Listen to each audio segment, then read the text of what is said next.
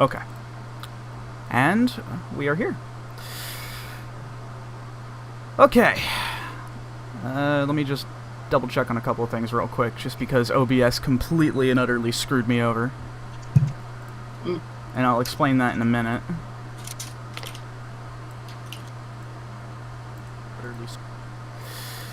Okay.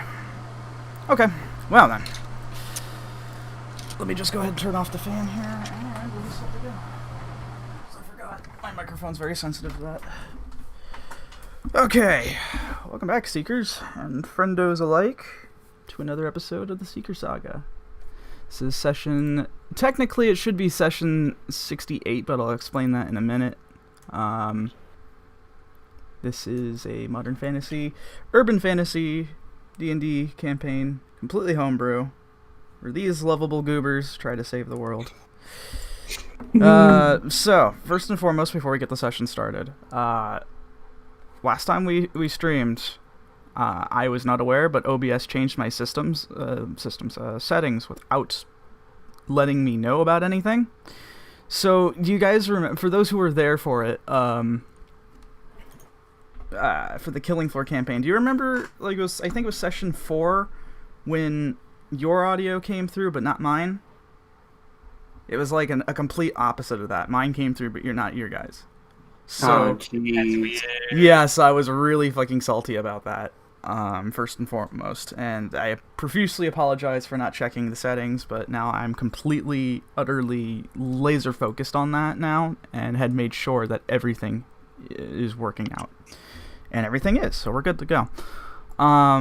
But luckily for us, nothing super big happened that a little recap can't fix, which exactly is what we're going to do right now. So, last time, all of you had begun to put your plan into action. Your plan being is that a massive raid within Hightower's newest little temporary HQ, the Starlight Tower, sort of a little mishmash of both a shopping center as well as some office buildings in the higher floors. The ever so almost omnipresent megacorporation that everyone knows and loves, which is Hightower, kind of took up residence there and kind of is slowly, seemingly taking over the city, it seems. Luckily for all of you, you were able to kind of get the idea about how to handle this. In exchange for doing this, you talked with the Librarian about how you can find the armor. She seems to know, but will only assist you if you assist her, being a woman of business and all. So, the group went out and split off into 3 teams. Tulius' team, which consisted of Moors, Alexandria, and himself. Oh, and Bilge. Went off to talk with the leader of the Blue Suns, which was a very gigantic man, kind of scary looking. The kind of guy who could definitely one-hand choke slam you through a table. And wouldn't even break a sweat. That's scary. Yeah, so big man. You went to talk to him about the fact that the Hologlades are planning an all-out assault against them with their new friends, since they are now under Hightower's paycheck. And you were able to convince him to do countermeasures. Took a little bit of convincing. He kind of grilled you for questions, but you seem to have believed your ruse and had fully went on to support it. Luckily for you. Also, Tulius got inspirational ramen, because that's always good.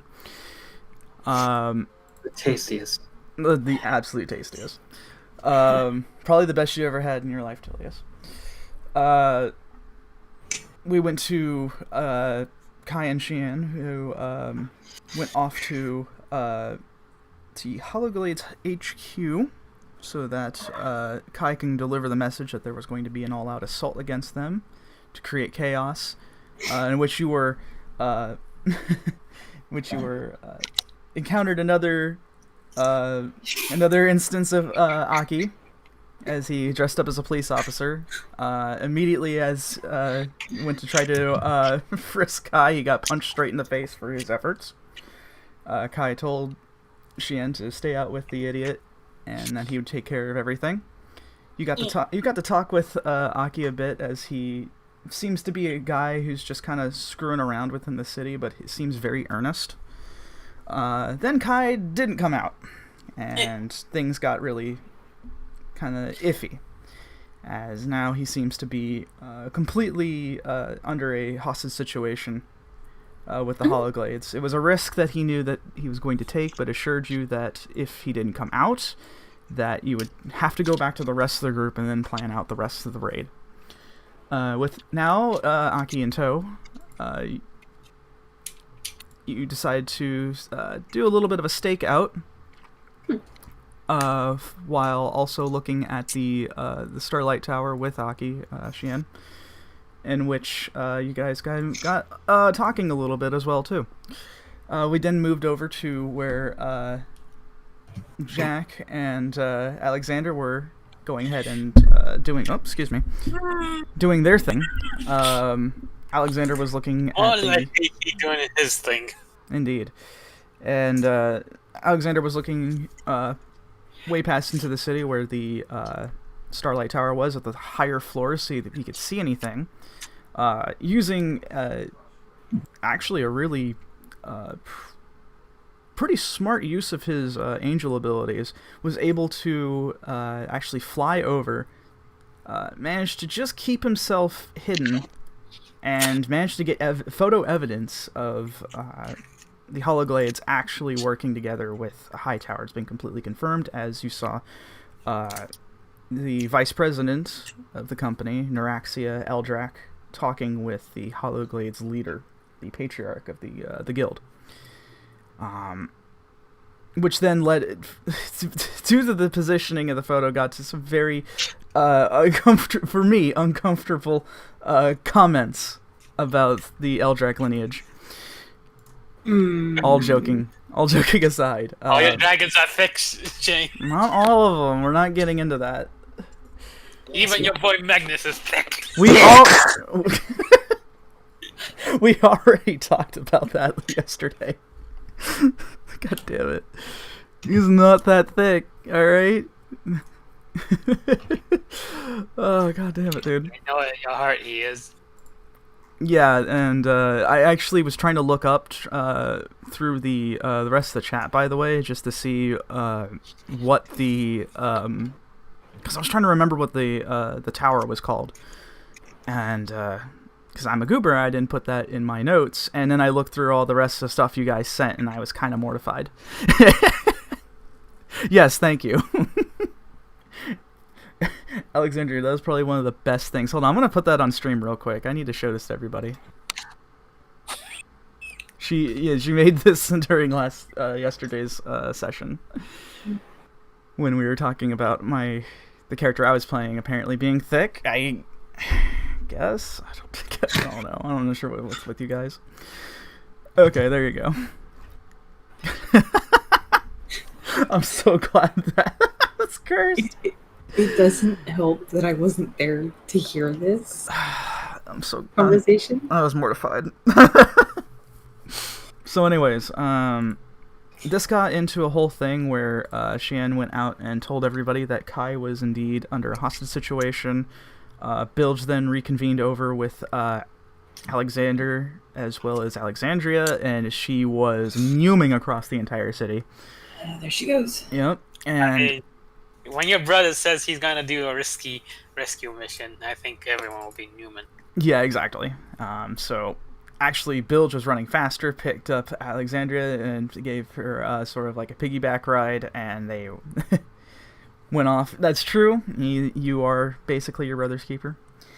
And went to go see what was going on, in which, as it turns out, not a whole lot, as Jack was giving ninja lessons to Alexander, apparently. Questionable, might I mind you on that? Hey, they're from experience. Rule 1, I believe, was shut the fuck up. Yep. Cool. Good to know. Ninjas aren't supposed to make noise. Why are you talking? Yeah. No, Ninja's supposed to make noise, and how are you talking through this recap? Now sit down, boy. Now. Fuck. Gotcha. Got him. Anyways. Which you four had to decide what to do with Kai. There was some thought about jumping being involved, in which all of you kind of abandoned that idea and just kind of left it for the morning, knowing that Kai was probably going to turn up somewhere in the tower, and which Bilge wanted to pass out for a long rest, in which he did, came over and gave Alexander a bit of a cuddle to keep him from moving out so he can take a long rest too. Begrudgingly he did. Which all of you, the four of you, stayed over at the Skybound Real Estate building, just kind of hanging there. And the rest of you are still out and about in the streets, where we last actually left off. Was seeing Kai being transferred from the Hologlades building over to the Starlight Tower. As Aki and Xian watched him walk by, he kind of gave like a look of understanding, knowing that he has got himself in this situation. And he said that, Aki said that there goes the enforcer of Jinjito. So, and that is currently where we are at as we return back to Jinjito. Heckin' Jinjito with his criminal drama. Yeah. Lemon, do you have something in the background running?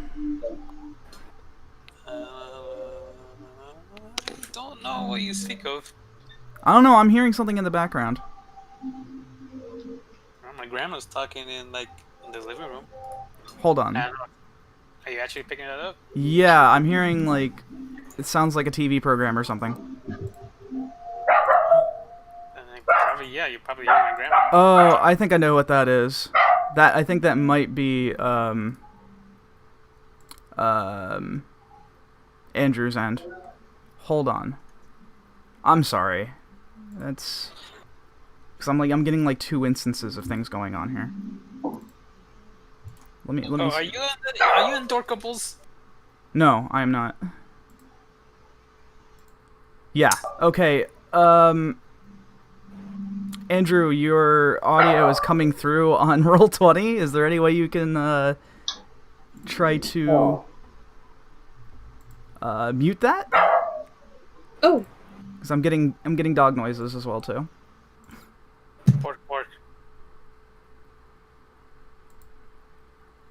Okay, that fixed everything. Okay, cool. I apologize.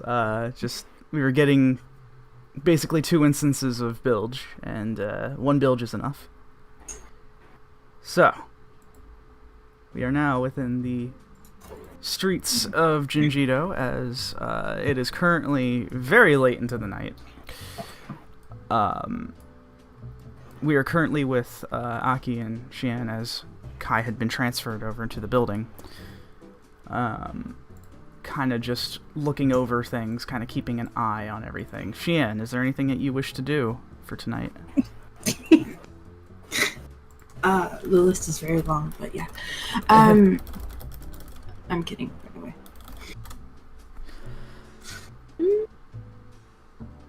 Not that I can think of. It's pretty much just all this, sit tight. Okay. Sorry, I got a little distracted. All I saw was, oh shit, it's Ranjit. Squirrel. Yeah, I know. That's me for you. Okay. Yeah. So Aki's just keeping an eye on things. He seems uncharacteristically quiet right now, almost seemingly contemplative. Mm-hmm. If you got any ideas, feel free to share. Kind of leans back a bit and then puts his hands up to the back of his head. He says, "Nah, not really." You sure? I mean, I could go for a good stabbing or 2. Or 4. But if I do that, I'm not going to hear the end of it from that guy. I'm pretty sure we... I'm pretty sure we wouldn't hear the end of it from anyone. Yeah, not a good idea. Not a good idea at all.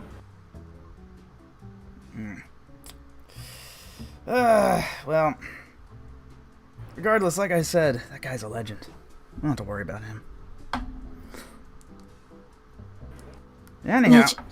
Legend or not, worrying is still a good thing. In some cases. Doesn't do you any good if you're just worrying right now. Might as well not.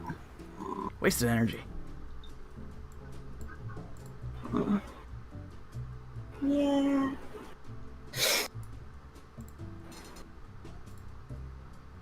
I'm just like sitting there messing with a bullet in my hand. Maybe not. Just makes the itch bigger. You are a really curious one, aren't you? Maybe. Can't sit there and say maybe. You already know that I know. Know what now? Just give him a glance. You asked about it earlier, don't you remember? Yeah. Alright, I'll tell you. 15 years. Xian, that's how long I've known that guy. Okay. Now see, I started out a while back ago. In a whole different guild and a whole criminal activity thing. It was great. It was a good run. That wasn't until my Oath brother went ahead and decided to defect. I don't blame him. Things were changing up, new management and all that bullshit. But I couldn't stick around. And I had a choice. Try to stop him or help him. And kind of turns over to look over at you and he says, "What do you think I chose?" Go with help. You'd be right. So, I didn't do a whole lot. I just gave him some info. And that man went in guns blazing, let me tell you. I killed like about 30 people. 30. 30 of our own. He had to go completely out country as well, too. Unfortunately, I happened to be picked up at the scene. And boy, was I the guild's bitch at that point. And at which point, he kind of almost subconsciously touches the scar across his face. The X-shaped one. And then he says, "Oh, anyways, after that, they decided if they wanted to kill me, they wouldn't get a whole lot out of me. Anyways, like, being useful and all that. So instead, I basically became an overglorified indentured servant."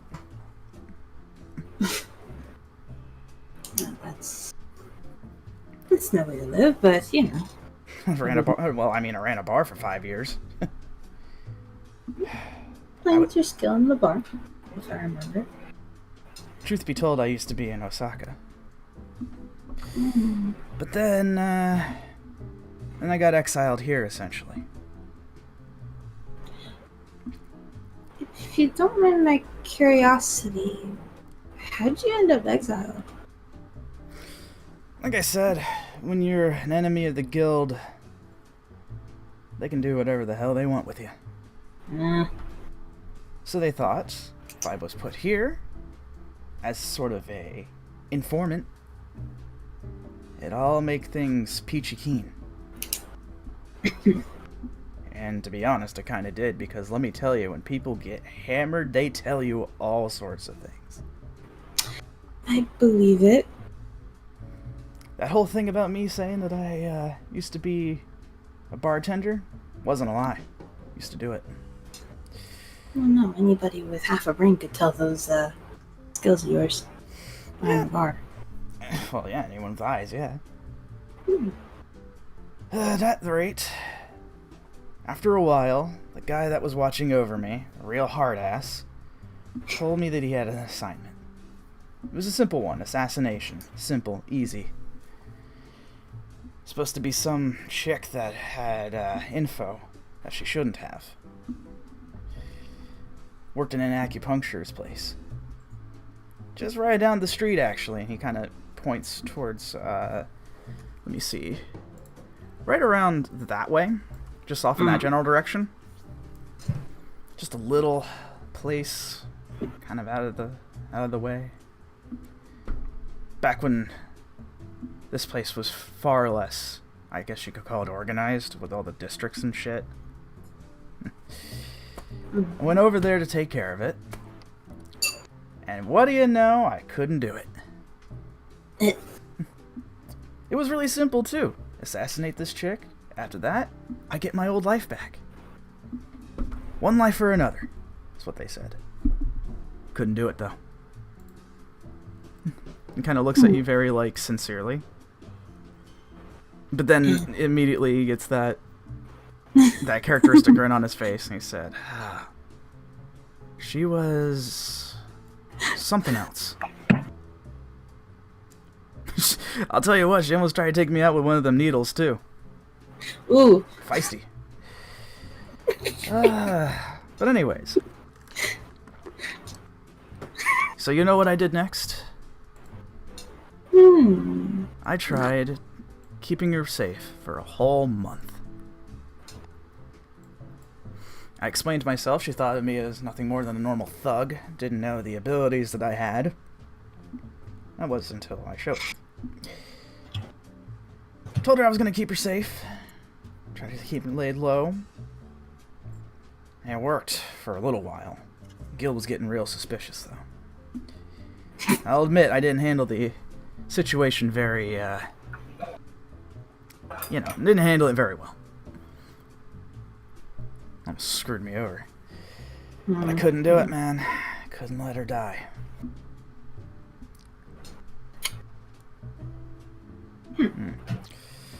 So, what I want to do is try to take out the guild's one of the lieutenants. You know, my boss's boss. Man, that was probably the most exhilarating fighting I have ever done. I was surrounded by at least 20 people. That's concerning. Oh yeah, definitely. Turns out that the head honcho, the lieutenant, already thought ahead and hired an assassin to come after me. Oh, lovely. So, assassin versus assassin. I came out victorious, but I almost died. I'll admit. It wasn't pretty by the end of it. Right as I was about to kill this guy, I was stopped. On the other end of the city, who else but to take out the lead guy than Kai himself? We hadn't even met before. Only knew each other by name. Just through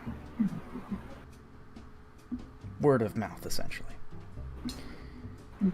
What do you know it? He saved me a whole ordeal, essentially. So I spared the lieutenant, took some of his belongings and the rest of my savings, and had that little woman head right out back to the States. So she doesn't have to be pursued by anybody anymore. No. She still writes me sometimes.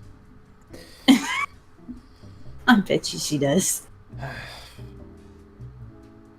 Kind of seems a little like, you can tell it's a little forlorn on that.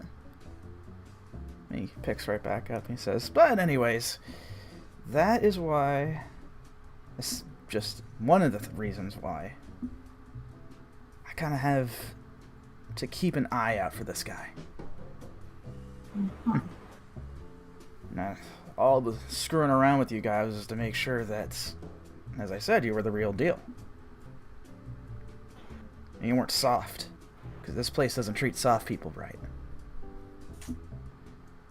Apparently not. Yeah, when he punched me in the face, I could definitely tell that was good. I didn't need to do any more. Guys, it's like a damn truck. I believe it. I wouldn't want to be on the receiving end. Nobody does, trust me.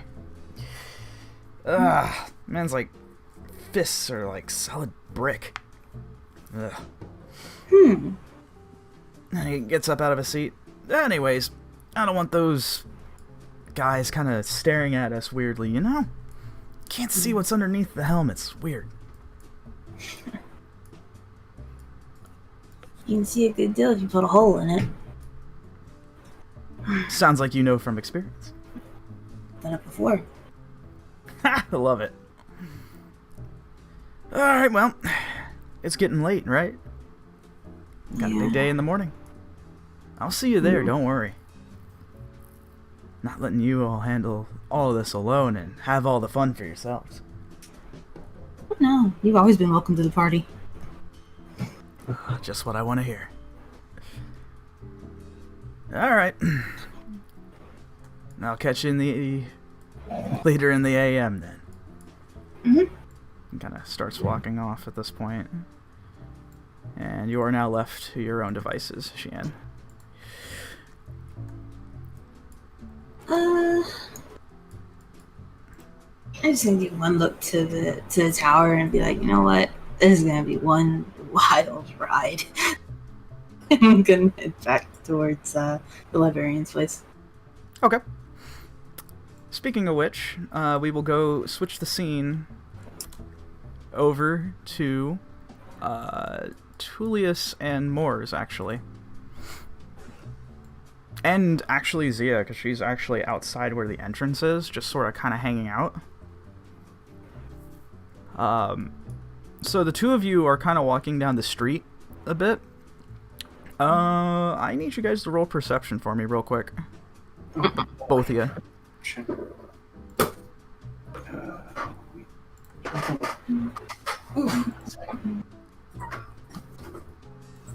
I'll also roll for Zia as well, too.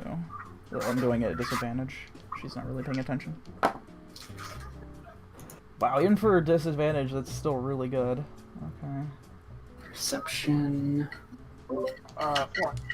Wait, 4? Yeah. Okay, yeah. You're... 14. Okay, that's good enough, Tullius. Yeah, Morris, you're kind of just spacing out a bit.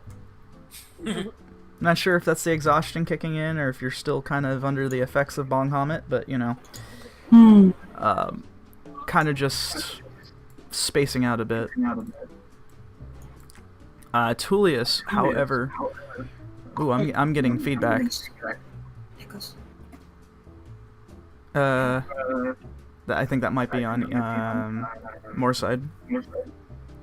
Okay, there we go. Thanks. Sorry about that. Julius, you on the other hand are kind of walking down where you see Zia, and she gives you a bit of a nod.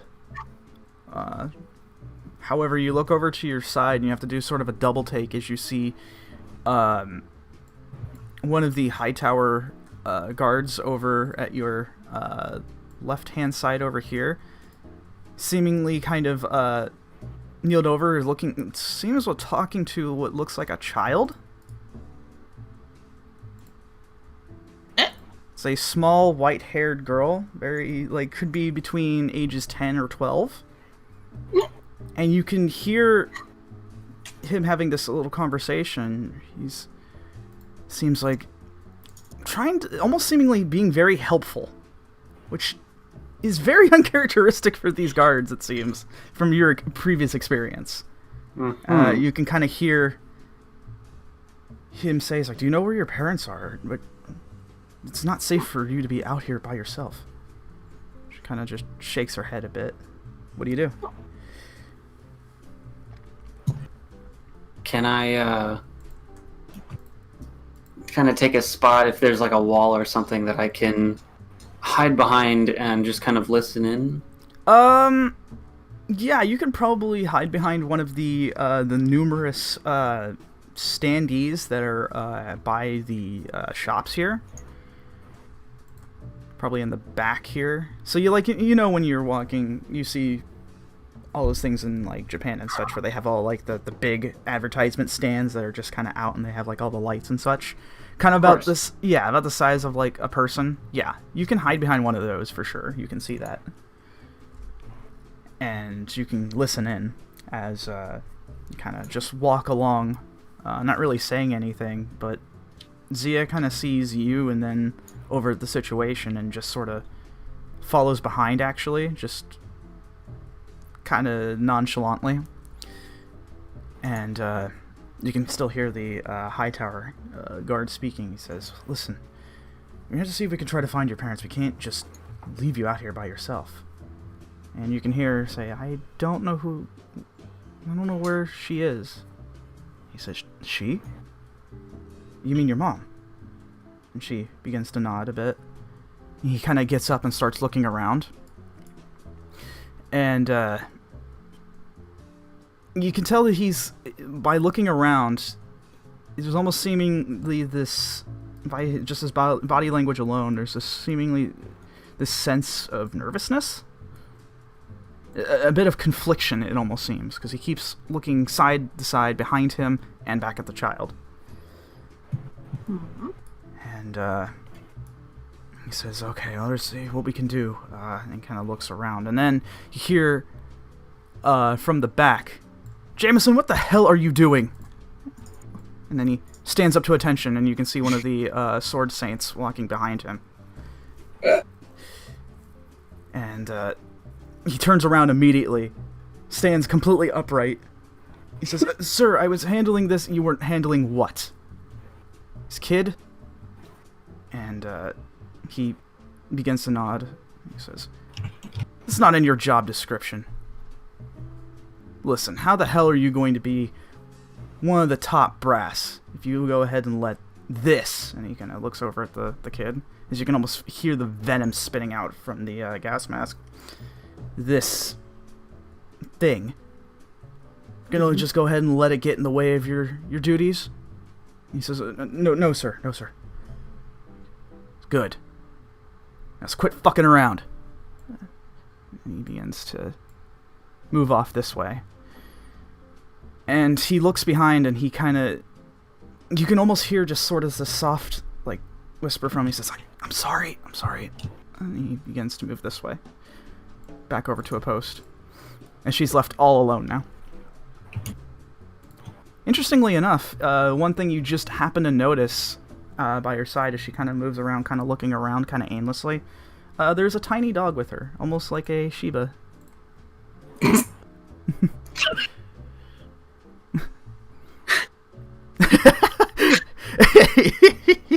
Yes. Tiny Shibi puppy. Shiba.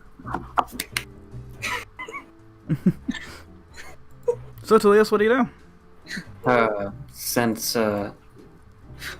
Zia decided to tag along for a moment, I'll lean over and say, "Are orphans a common occurrence here?" Zia kind of nods, and she says, "Sometimes. It's actually kind of messed up. The guilds and whatnot, when they get real violent, you know, those who are in direct line of the violence aren't the only casualties, if you catch my drift." Oh no. I'd feel bad for just leaving her out here.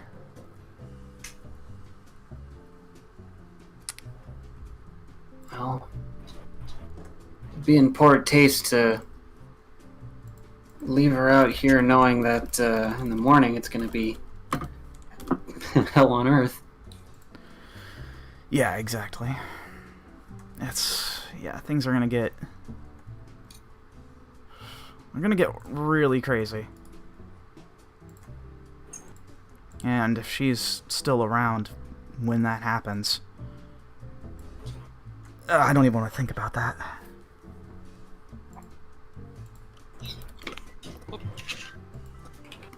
I'll switch over my disguise to just a normal-looking human tourist. Okay, Is it the same one that you've been doing before, or just... No, not the businessman. Just a normal, Okay. looking fella. Okay. Sure thing. And I'll go ahead and just calmly approach her. Okay.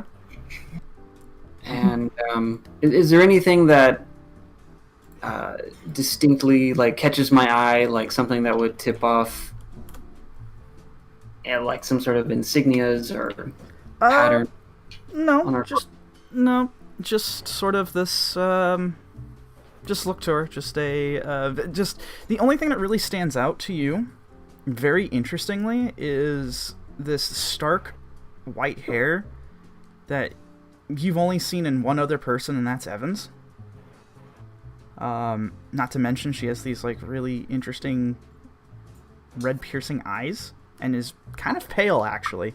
Almost as pale as I'd say, actually even paler than the twins, actually. Their complexion is pretty pale, I'd say. Fair, but this is far Is paler. she Timmy Wiseman pale? No. Not quite there. Okay. Oh god, there's a name I didn't think I remember. I'm never gonna let you guys forget. I'll go ahead and approach her. I'll just take a knee. And I'll just say, excuse me, little girl. She then turns around. She has this like very blank expression that's kind of all too familiar. When she turns around, you get like, oh wow, this kind of reminds me of Alexandria.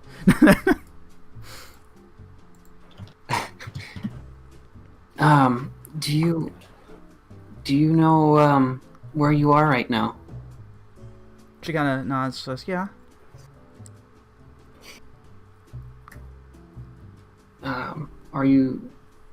Did you get separated from your parents by chance? And she kind of looks down a bit and says, a long time ago, yes. Oh. I see. I'm sorry to hear that. Are you traveling with anyone here right now? No, just me. And the dog. Oh, he's a very cute dog. Dog's kind of just staring up at you, Tulius. And then sees Zia, and then like kind of turns back around to like hide behind the girl. There's this bird woman over here. Oh shit, birds. Yeah, it's like, damn, I didn't know they made them that big.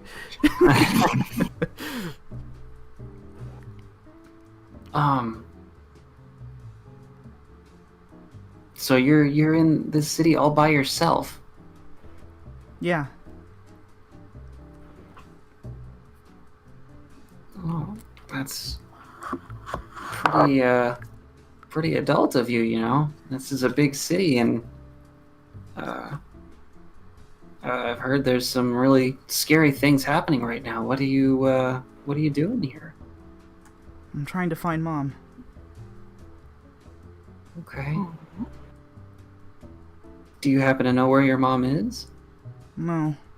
Just looking. Well. Would you like some help finding your mom? She kind of looks up to you and then kind of nods a bit. She seems very shy, but definitely looking to get some help. Zia kind of leans over and says, you know, we could take her back to the librarian's place. We can explain. She'd be safe from everything that is going on around here. Yeah, at least until the morning. That'd probably be a good idea. I have a feeling she's not going to be happy with it, but whatever. Not like I care. She's going to have to deal with it.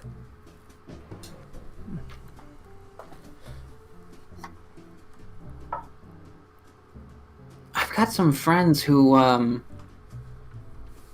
might be able to find your mom, actually. Kind of looks at you and just this sort of, she's got a very dull expression, but just for a moment she kind of lights up a bit.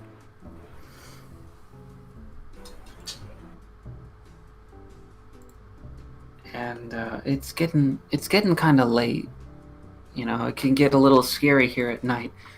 Tell you what, why don't you come with me and my friends, and we'll make sure that we get a good night's rest, and in the morning we'll see if we can find your mom. Give me a second. I need to make a roll here. Okay, very interesting. When she looks at you as you're saying this, you can tell through her eyes it's a very, like, strong ruby color, but it's not with the color that gets you, it's just sort of the look. You almost feel like you're being scanned, in a way. Like, as if you're being searched through your soul, almost. Oh, that's scary. But it doesn't, like, it's not frightening or jarring or anything. It just feels a little odd. You almost feel this weird sensation run down the back of your neck. But then she nods and says, okay. And begins to stick with you. All right. Well, my name's Tulius. What's your name? Let me grab it real quick. Hang on. I gotta have your notes ready. Where did I put it? Ugh. Professionalism at its finest, folks. I apologize. It's in here. I feel it. It's in here somewhere. I have it down. It's not me trying to reach for anything. I have it around here somewhere. Okay, she says, Koizumi. Or you just call me Koi. Oh. She's just adorbs. Yes. Alrighty. And what's your friend's name? She kind of looks over at the dog and says, I just found him recently. I don't know if he has a name yet.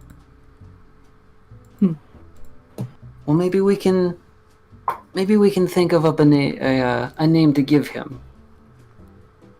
She kind of lights up again and nods. Does he have 3 legs? No. No, this puppy is it has all 4 of its limbs. Do not worry. Otherwise, I've been a little more sadder. If you name it Alexandria, I swear to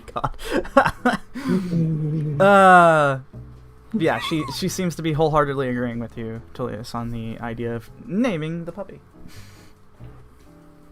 Alright. Come on, let's go this way. These guys aren't very nice. That guy seemed really nice, though. She kind of looks back over at the guy that had just took his post. Yeah. I guess they're not all bad. Is it pink? No, the dog is not pink. Oh my God. That's awful. What if it was purple? Oh God, I'm sorry. I apologize. Okay, I had to get the joke out of me. If anyone knows that reference, I will love you. Okay, yeah, so she goes ahead and follows along wholeheartedly. Zia gives an approving nod, says, alright, good. Let's get the heck on out of here, huh? Yes. I think, I need our nap before we, get moving. Yeah, seriously. Oh, who the hell is that? She kind of just looks way up at Morris since he's like for a few seconds and you come back with a child? It's okay.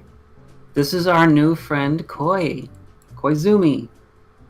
Koizumi, say hello to Mr. Moores. She just is staring up at you, Moores, just like this amazement. Like, now that she's like, damn, I didn't know they made people as big as you. Kind of look. Just it's odd right now. Oh.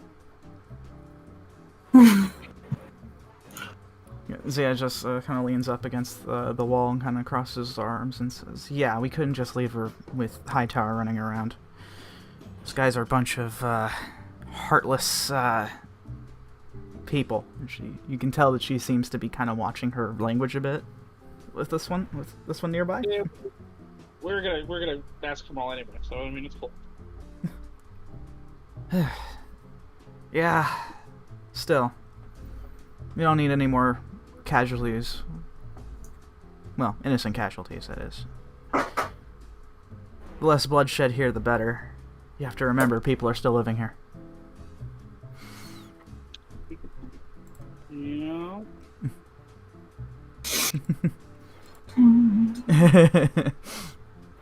Yes, Koi seems very just awed right now at Moors.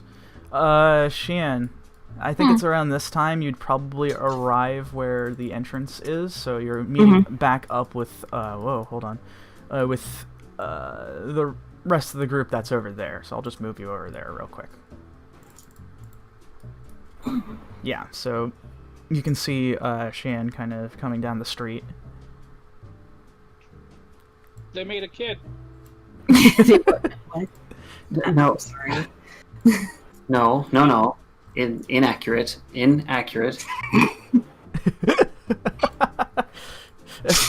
See, it just face palms. Just, oh god, what am I doing? Shoot Moore's a look, and then Tulius, like, huh? Let's get inside. Agreed.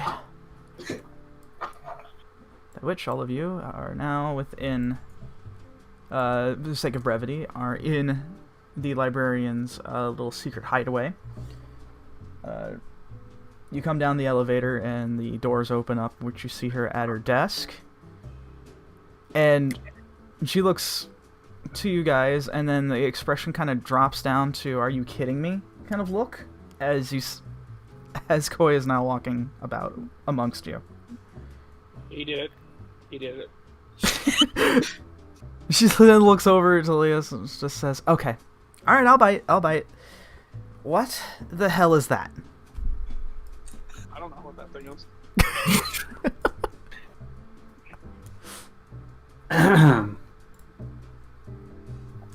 Found her getting a little too close to some Hightower troops. We are not a daycare service. This is... You know what? It'll be really easy. You can just dress up like Baby Yoda. You know, that's what kids like these days.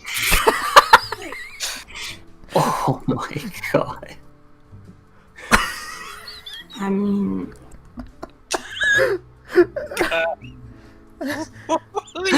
Oh, fuck, that slayed me. I'm sorry. Oh, guys. Yes! I'm sorry. Oh my god. When was this?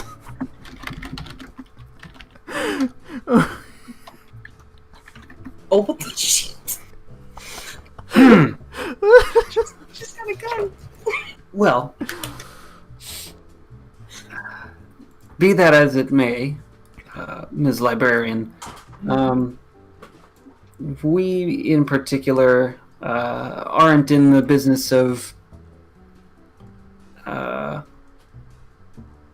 search and rescue parties, for better or worse, but we plan on keeping our end of the bargain, of course.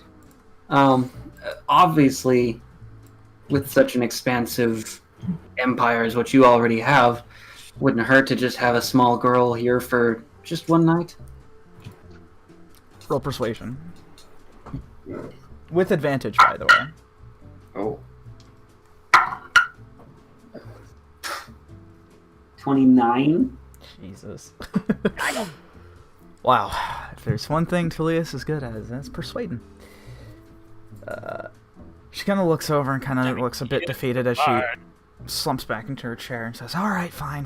That's fine. She's lucky this is extraordinary times right now, and that she's not necessarily a liability directly." Of course. And I will take full responsibility of her. Don't worry. Good. Because I already got enough on my plate right now. Anyways, the guest rooms are open for you. Thank you. Alright. as all of you are kind of heading down to the bottom level where the guest rooms are. Zia kind of stops you for a minute, Tulius, and says, "Hey, I gotta talk to you about something." Yeah. This group you're working for, why is it exactly that you do it? Just sounds interesting to me. Yeah. I guess the answer to that question's kind of changed a little bit over time. Over time. Well, at first it was pretty much because I didn't really have any work, and because, you know, having a place to live and a paycheck, it's better than sitting on the sidewalk with an open instrument case. She kind of looks you up and down. She says, "Damn, the way you dress, it looks like you have it made." Well, sure, now, of course. I wouldn't say it's wrong to say that I've probably started making a name for myself, but besides that, I mean, seeing what's been going on underneath our noses, the general population for that matter, without them even knowing, going to sleep, waking up in the morning, and not even realizing how much bigger this world really is.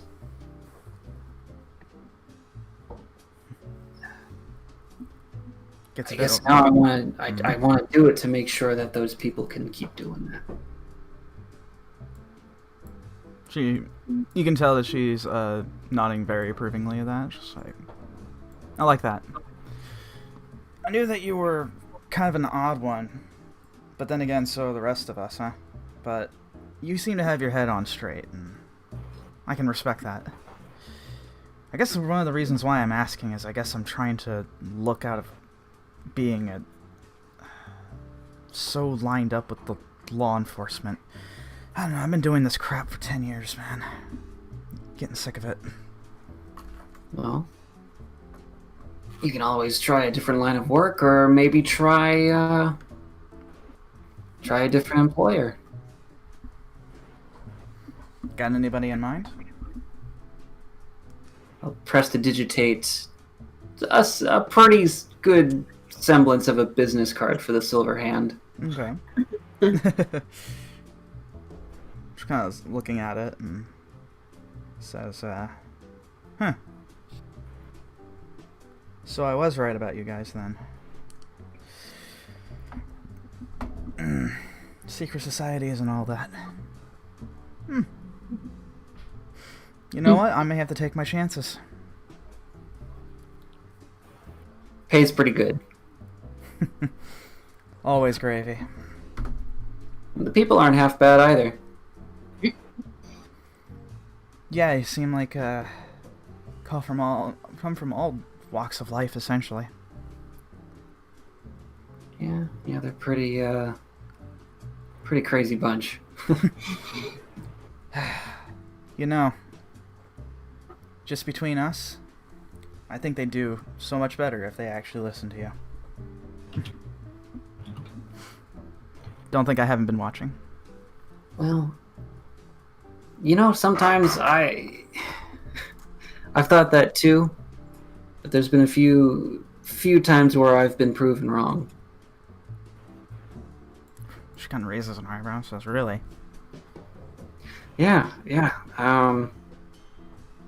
Hell, there was one occasion, the pink-haired boy that we work with. Yeah. He went off on his own thing, off of my orders, and he ended up saving a bunch of people.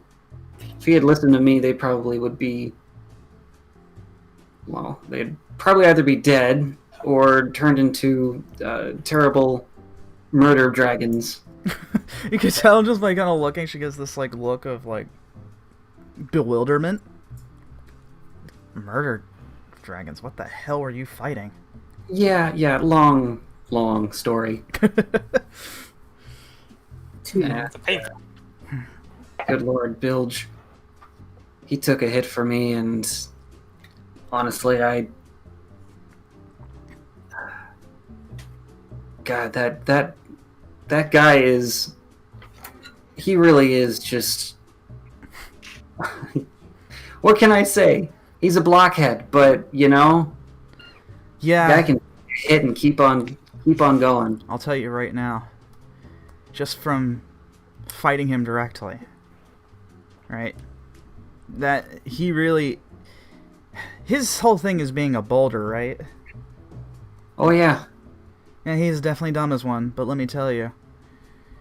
That boy can hit. He has the endurance of, like, 10 people. Yeah. When I was trying to stun him using my own abilities, it felt like something was just blocking me the entire time. And hitting him was a whole nother ordeal. Facing him is an endurance test on its own. Yeah, not even an interdimensional breakdown could take this guy down. I feel like there's a long story somewhere in there too. Yeah. Hey, if you swing by, where we work, and maybe even join the ranks, I might even tell you the stories sometime. For once, there's this sort of, like, genuine smile on her face. She's just always seemed kind of, like, nonchalant. And, but she does seem to lighten up a bit. She says, I'd actually like that. I shouldn't keep you up, then. No worries. Alright. Be sure to write down that info on that card. It's gonna probably disappear in about an hour. Wait, what? You know what? I'm not gonna question it. She goes ahead and takes it graciously. You sleep well, and let's go get him. You too. She goes ahead and closes the door behind her. And you can now benefit from a long rest. I'll give it to you.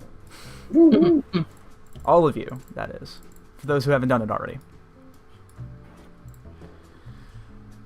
Alright, so now leads to the next morning. Let's see, where shall we start? We shall start with the lovely individuals over at the other end of the city. So, Bilge, Jack, and the twins. Morning comes and you begin to wake up. I'd say only Alexander's probably the least uncomfortable, as you are now being, like, coddled by Bilge at this point in time. It's okay, I accepted it, and then I fell asleep with him. Yeah. But you begin to wake up, kind of with like a little bit of a crick in your shoulder, but you're able to stretch it out, no problem, Alexander. You look outside and... Wait, am I still being coddled, though? I don't know. How hard is Bilge gripping? I'm gonna take that as a yes.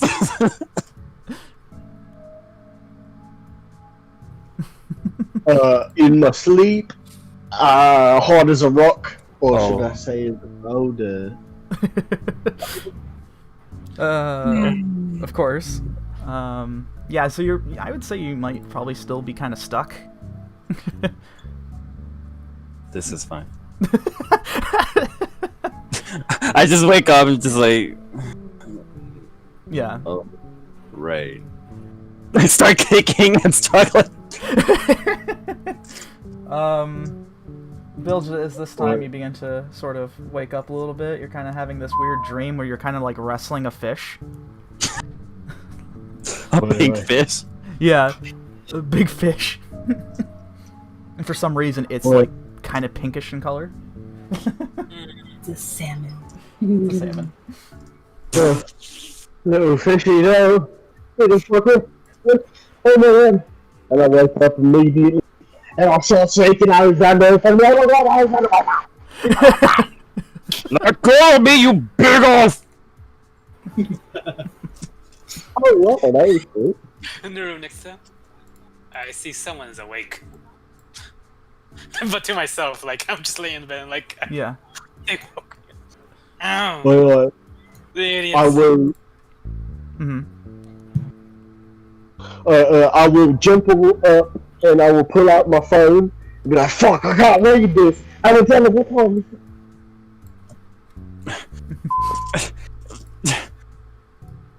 Yeah. Can I?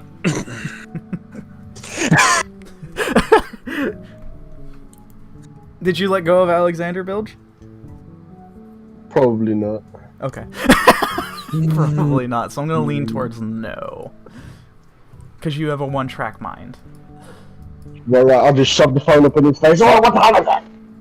Let go of me. Oh my god, you guys are so loud.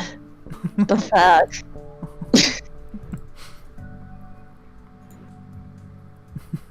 Well, I will let go. Okay. Gonna roll over. Yep. I just stretch. Yeah, you kind of like pop a few cracks there. So it was. You got the benefits of a long rest, but man, it was like one of the most uncomfortable you've probably had in a very long time. I look at the clock, or whatever clock is in front of me. It's around 6 in the morning. It's 6 a.m. Wait, so when is everything supposed to happen? I forgot all the numbers.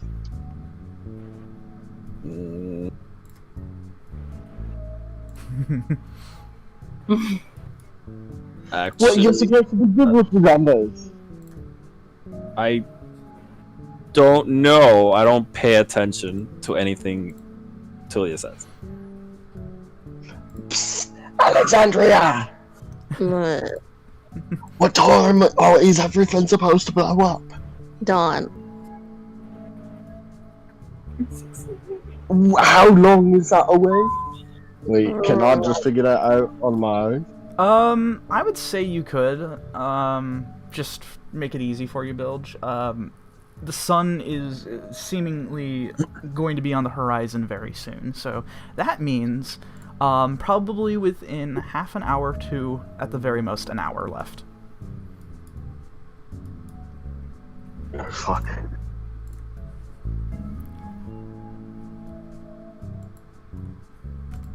Alright, I will wait a little while. Oh, I'm gonna start pulling out bacon, and I'll start setting up my ritual. And I'm gonna start like lining up the bacon in shapes and shit from my pocket. I observe out of curiosity at what shapes he's doing. What kind of shapes are you doing, Bilge? Yeah, they actually probably don't make sense to you. Oh, they're very abstract then. Okay. What are you doing? And then, oh, you'll see, look, the bacon will tell us how the battle's gonna go. Watch. I don't think that's how bacon works. That's not what bacon is for!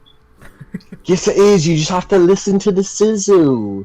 Listen. You're not even cooking! Wait, I've got to focus. And I will, about 20 minutes after we wake up, like, I'll try and get it as close to dawn as possible. I will ritual cast Augury. Oh, okay, hold on, this is new. And I will whisper to the bacon, I'll be like, oi, how's it gonna go for us up top if we go straight for Neuraxia and whoever the fuck? How's it gonna go for me and pink hair here up top? Okay. I lean in, like, on the floor to listen. Okay, how do you spell this spell?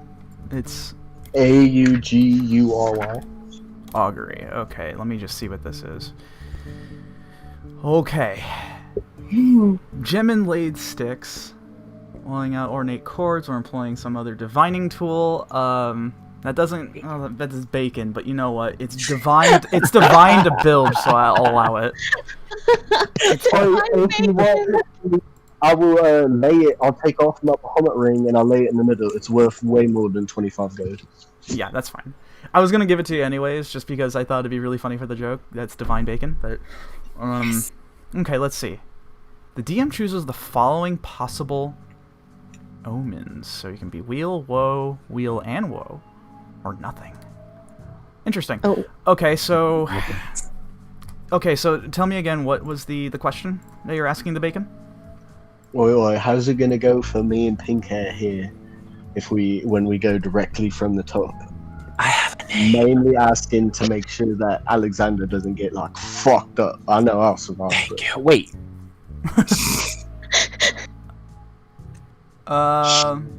Listen. You hear the words in your mind speak, "Whoa." What did it say? The bacon speaks! And I close my eyes real hard. Well, I'm not gonna lie to you, buddy. I think you might get fucked up top. What did the bacon say? It said things are not gonna end well.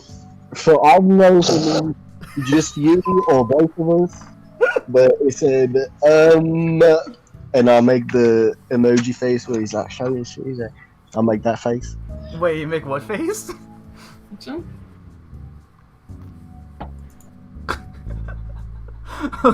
one?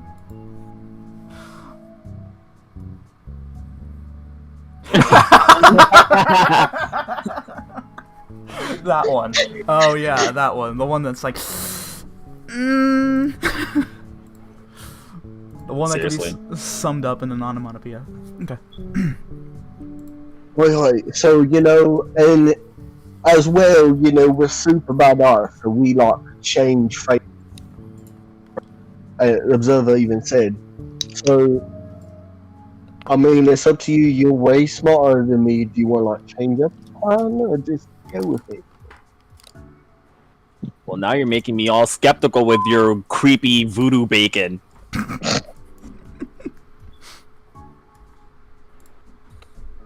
It's just 8-ball bacon. 8-ball bacon. Be quiet, you're not part of this. Wow. They'll hear you.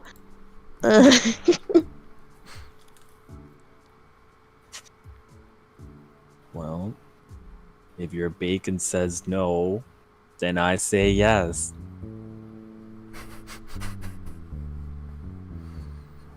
I mean, I'm just gonna let you know, the bacon is more like, oh hey, here's Bahamut words, and the bacon speaks Bahamut's divine wisdom to me.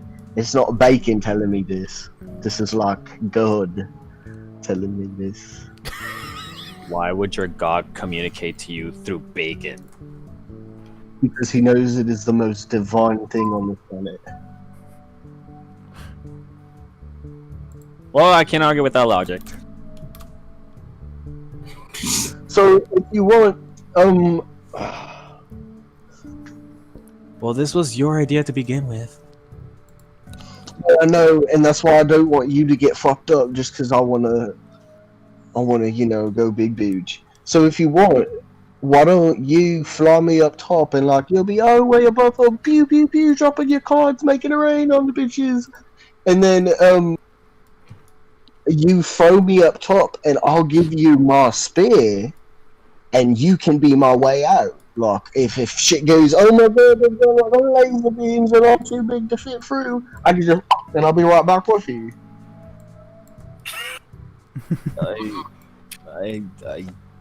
I guess. I mean, you're welcome to come with me. Yes. That sounds like a terrible plan. You're not part of this!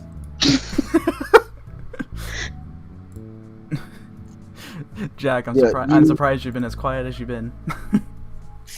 I'm just enjoying this conversation. Fair, Okay, fair. well, knock knock. What? I'm entering the room. You've already been. You were already in the room. You guys took like Oh, just you took like residence within like the first floor. Oh. So, you guys done with your dumb plans? You're also not part of this.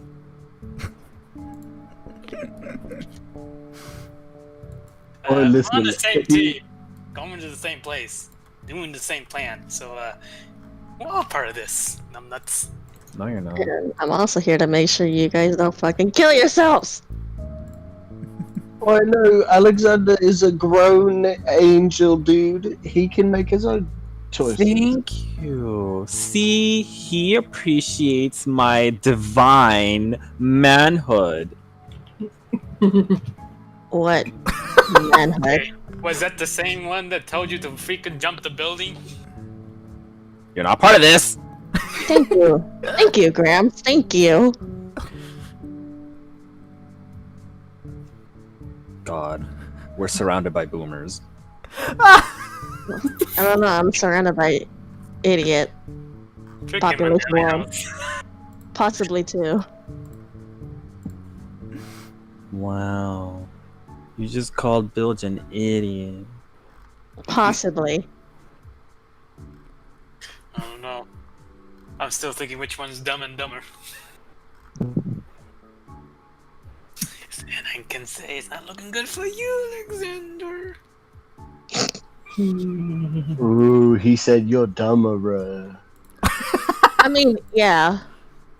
I will admit, despite the sheer stupidity of it, you did manage to find something useful. Damn straight.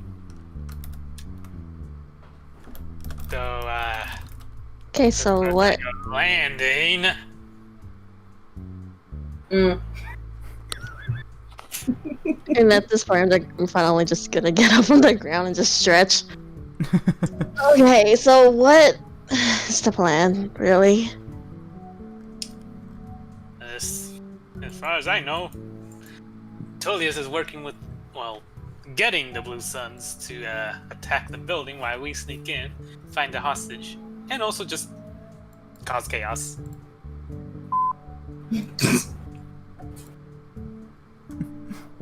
You know, I actually just realized I could ask it a way better question and see if I could get something out of it. I will once again spend another 11 minutes to recast Audrey. Okay. And I'll like whisper down at the bacon. And start just whispering nothing. And after the 11 minutes, I'll be like, what will be the outcome of us starting this war between the gangs? It would be good or bad for us. I can't believe plans from bacon. You hear another voice that speaks and says, "Wheel and woe."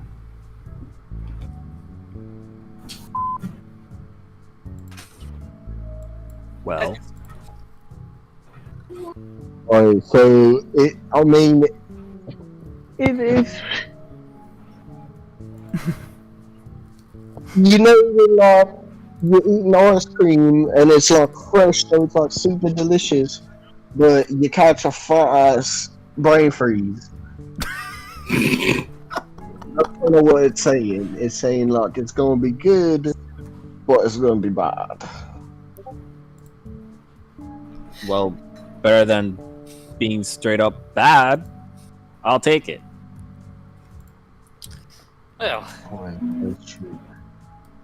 I wish the bacon had more confidence in us. The other end of the city with the rest of the group, you're up as well too. Is anyone making any calls here? You know, kind of getting together with everybody else, mentioning anything? I was just about to send a group text Okay. saying, "Hey, good morning. I went to dunces just doing bacon divine shit here. What's going on? Just sitting here talking to Bacon. What's up with you? Basically. Of course. Yeah, so those who are up, so Tulius, Xian, and Moors, you are getting a text that had just basically it told you the equivalent of saying that on the other end of the city they're talking to Bacon. Yeah, that's I said back definitely no. Talking to Bacon. No. No. I think I'd probably call Alexandria's phone directly at this point. Okay. Alexandria, your phone begins to ring. Do you I'm curious, do you have like a custom ringtone for him? Well, no. Okay. I was just curious if there was anything funny we could add to that. But okay. Yeah, your phone begins to I ring. mean, I can safely say Alexander's ringtone is basically a dog barking. God damn it. Okay, I didn't know if you had anything special for Tulius.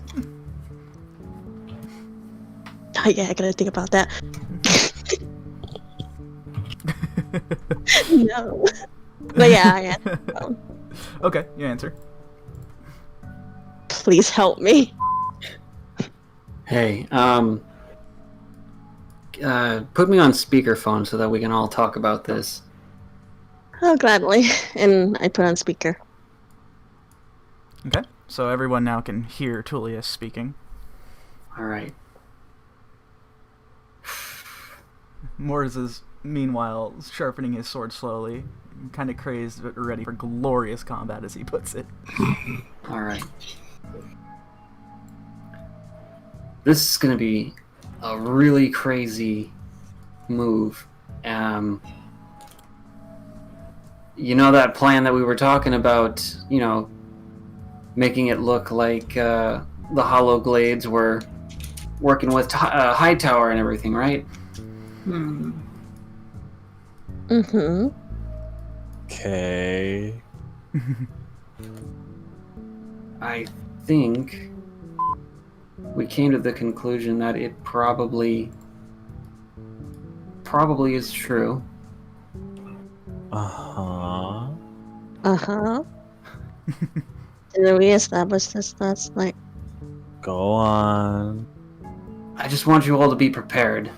This is rather than one side being taken off guard. This is something that they have planned for. Okay.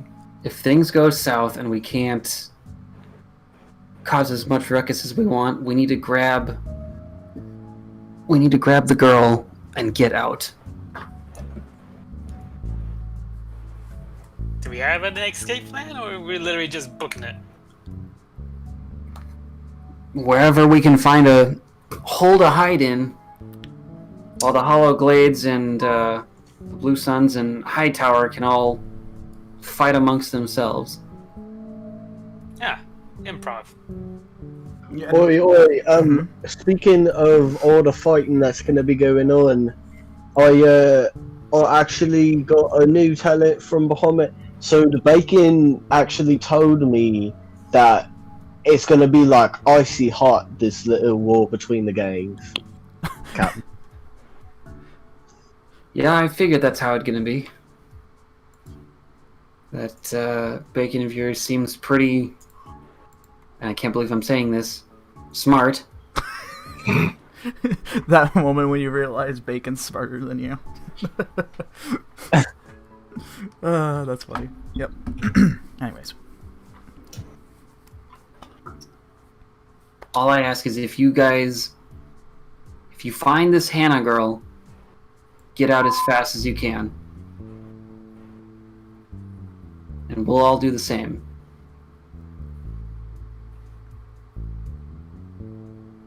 Right. Now you guys are up really close to the tower, right? No, Mhm. You're at Skybound. Mhm. right.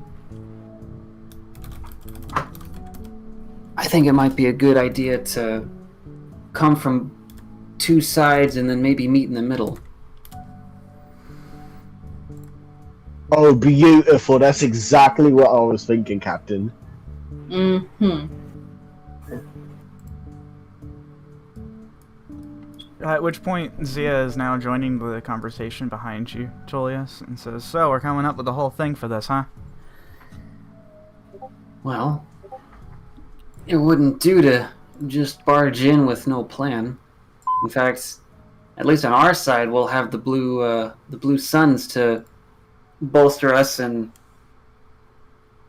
that might make things a little bit more hectic. I actually have a suggestion, if you want to hear me out. Shoot. What if we went a little early into Starlight Tower, and we just walk in like as if we're customers, right? Hightower may be stationed out there, but if they just see us as a bunch of patrons, we can go in and we can start moving. I know a little bit about the tower itself. The offices start at around floor 11. We can start there. That might not be a bad idea for you, but well, You can disguise yourselves, though. I've seen it. right. But I'm pretty sure Hightower knows exactly who we are. Given that Moores ran into one of them and they called him out on the spot. Well, he wasn't disguised, was he? I turned it. Were you? No, I was not. Oh. Never mind then. See my point. If they already Alright. could see past it, they would have already started beating us into submission with those weird stun sticks things that they have. Right then. Well, then yeah. That might work out well. This is just a suggestion.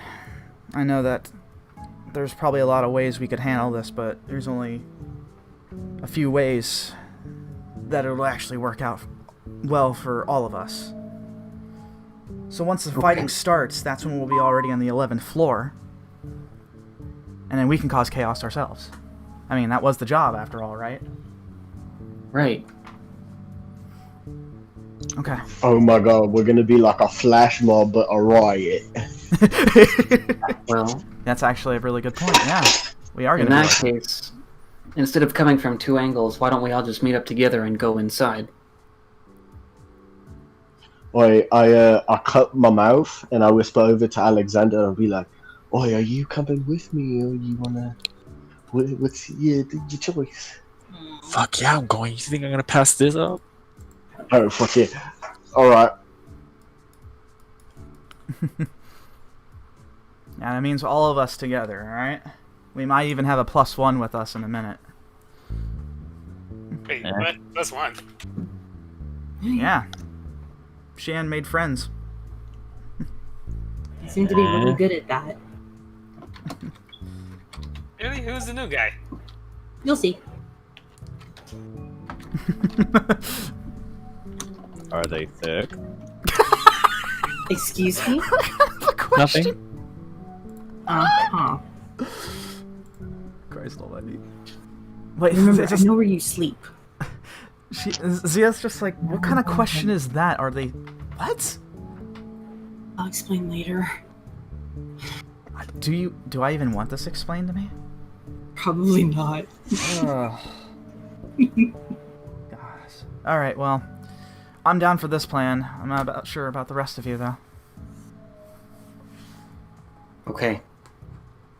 Gather everything we need and be there in 10 minutes. 10 minutes. Right. Okay.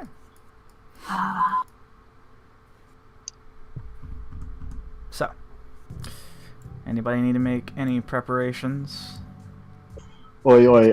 Looking out the window, you know HD and eyes and all. Which building's the closest building to Starbright? It would be the Hollow Glades HQ building, which is right next door here. And then over here is just it's like a little just a little business thing going on here, nothing really crazy. And the other one here is the big shopping center with a bunch of hotels lined up into it too. Those are the three closest ones. How tall is the closest the tallest hotel? I'll say. It would probably be about at least 10. Yeah, maybe like 10 stories. So over here, it's about half the size of the Starlight Tower. Wait, how tall is 10 stories, like feet wise? It's like a story is like about 10 feet. So it's like 100. Oh, wait, Alexander, and I'll point out the window to that one hotel. Well, look, what if you post up right there? You're like, walls breaking down. Oh my god, there's like clouds raining from above. Oh, watch your back. Make sure nobody sneaks up on you. Once our team has gotten in and like everything breaks out, you can get your hits in and then take us up, like, you know, after, like, you'll be on a little perch, you can throw a couple cards and then flat. I have one question real quick. Alexandria, did you hang up? Or Tulius, did you hang up? No, I don't think I have. Okay, so this whole thing that Vilge is talking about, quite loudly as a matter of fact, you're able to hear. Just saying. Sounds like someone's got a crazy idea. You're not part of this. We can hear you. I'd like to be a part of it. I gotta specify, guys. Gotta remember. Remember what your deal is. What's this about going to a nearby hotel?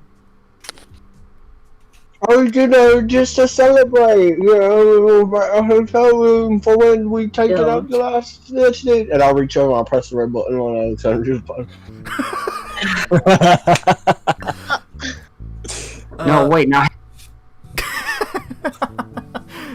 Being unfortunately hung up and having your phone touched without permission, Alexandria, the line cuts. Why won't you tell them?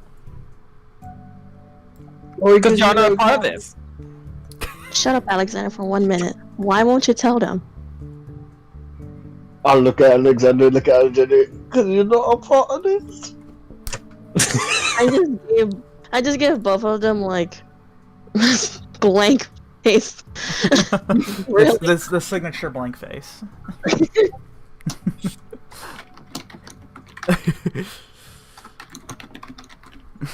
I'll hold out a fist to Gramps. Oh, but he holds out. The fist. It's your idea, not mine. No, but you've got this, Gramps. You've been through plenty of wars before. Don't let this be your last.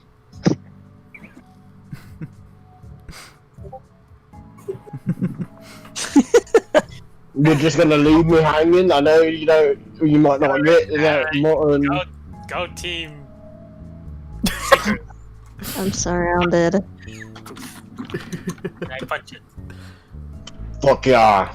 I moved the fist over to Alexandria. Stay safe. Look out for Captain Moles. Mm-hmm. You guys just look out for each other, please. Right, I don't think I can stand another death. We'll be fine. If anything, I know. I got this really cool translocator thing. And I just glare at Alexander. Translocator thingy. You especially. I'll be fine. And I don't want to lose you again. Okay, I'll be careful. Good. And at that point, I'm just gonna cast Aid on them. Okay. Aid. Let me see. That is, I believe, temporary HP for. Let's see. Choose up to 3 creatures within range. So all 3 of them. Your hit point maximum and current hit points increase by 5 for the duration of 8 hours. Are you spending it at the normal 2nd level spell slot or higher? See. Alright, so make sure, all 3 of you, make sure you have 5 temporary HP, as well as your, actually no, I'm sorry, not temporary HP. You get maximum HP. So, for example, since Jack, I know you're still kind of understanding with 5e and such, you currently have a hit point maximum of 61, which means you'll have 66 for the duration of 8 hours. 66, eh? Yep. A little extra 5 HP can make or break a situation. Trust me. Wait, can I give Jack 3 points of my HP? Is it able to be transferred? And not that I know. No, it was a joke. Oh, I see. Boy, I I'm see. happy. Boy. Took me a minute. God damn it. Maybe Okay. in the next episode. Speaking of slapping, Hmm. I'm gonna like gesture Alexander over just to come closer a little. I don't like that. Like nonchalant, just No. expectingly just glaring at you. No, you're gonna hit me! I'm not. Come here. No. Come here. No. I shove Alexander. No! And as he gets closer, I give him a hug. I was afraid of this. Oh. And I'm going to cast Death Ward on him. Death Ward. Okay. Another thing I'll have to look up, because I don't know spells off the top of my head most of this part. Death Ward. Okay. 4th level. Oh my lord. 8 hours here, too. So, for the 8 hours, if you drop to 0 HP, Alexander, you're instead put to 1 and the spell ends. So I will put a little marker on your icon to give as a reminder. Oh So boy, a death totem. yeah, basically. There you go. Okay. What'd you do to him? What do you mean? Don't worry about What did you do to me? What did you do to me? Don't worry about it. You know, usually he says that. And I just pat his arm, as well as Alice. You're being double patted. Let's go, Bills, before I burst out of anxiety. You're getting anxiety, I'm getting anxiety just thinking about you guys doing this stupid plan, but you know what? Fucking good luck. Hey. Alright, fucking good luck to you too. Real quick, before we exit, I will wiggle my bracelet and turn back into Asian frat party dude. Asian frat party dude. Gotcha. All right. So your standard run-of-the-mill, like Blue Sun-esque kind of wear, just as a reminder. Wow. Okay. As you're looking outside, Bilge, you do notice that it is indeed raining outside. Oh, great. I don't know about you guys. That's very comfy vibes right now. That's what the tingly Oi, feeling oi. was in my tail. Go! Yeah, but then it's gonna get all sunny later, and then it's gonna be humid as fuck, and then we're gonna be dank. Get over it.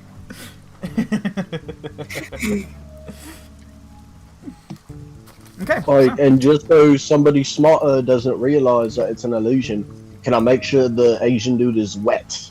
Like there's drips on his skin. Yeah, you have the foresight to see that when you're looking outside, so yeah. I mean, this is pretty rudimentary information. Bilge is not that dumb. But we're getting pretty close. It's raining.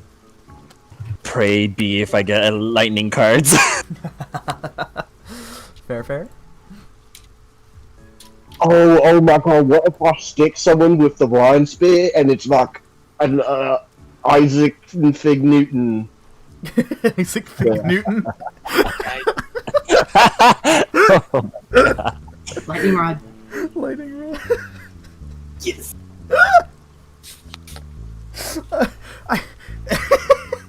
I'm We can sorry. make that work. All I could think of was just Isaac, but with like a Fig Newton. Oh.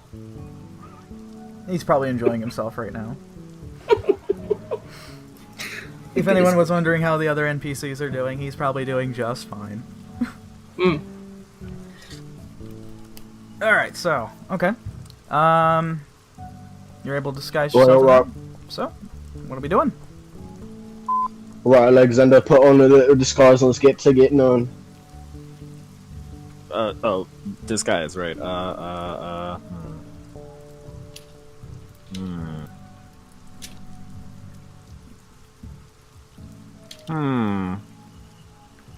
Alright, I'll just disguise myself as, like...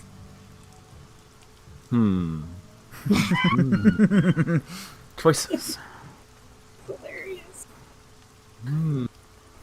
Choices. Some cyberpunk thug.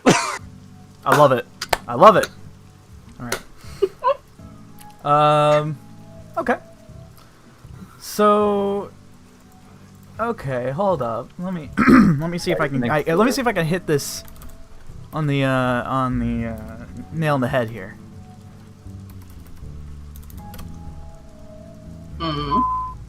So I might be able to find something for this. Oh, please tell me he has sunglasses that look like Cyclops glasses. I mean, sure, it's what he wants. Whatever he wants.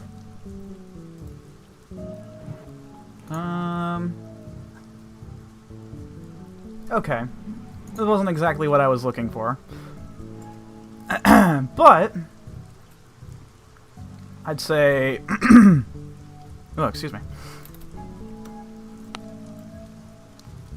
So somewhere in the middle there for Street Kid when you're looking at the stuff here. Yes, for Cyberpunk 2077. I'm so fucking ready for it. So like Perfect. I love it. I'll take it. all right. why are we playing D&D? We need to play Cyberpunk.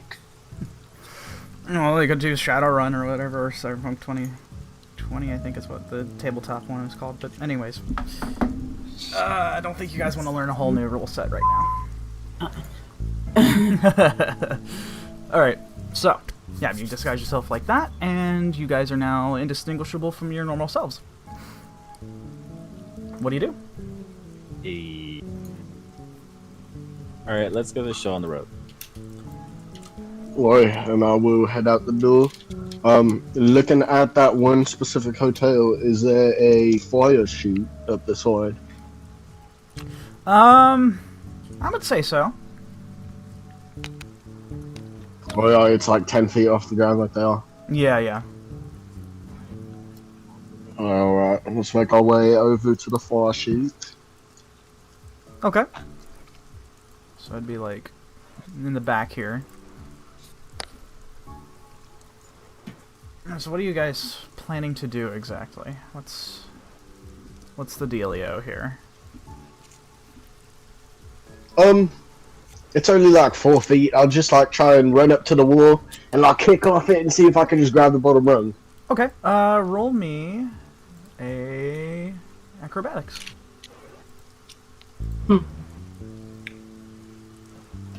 Oh, it's only +4, 18. 18? Okay. You are able to do exactly what you're looking to do. Grab onto that ladder as you kick off the wall, and you find yourself not really struggling that much. It was actually pretty easy.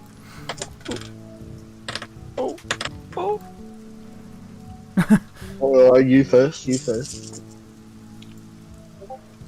So, Yeah, I guess I'll follow as well.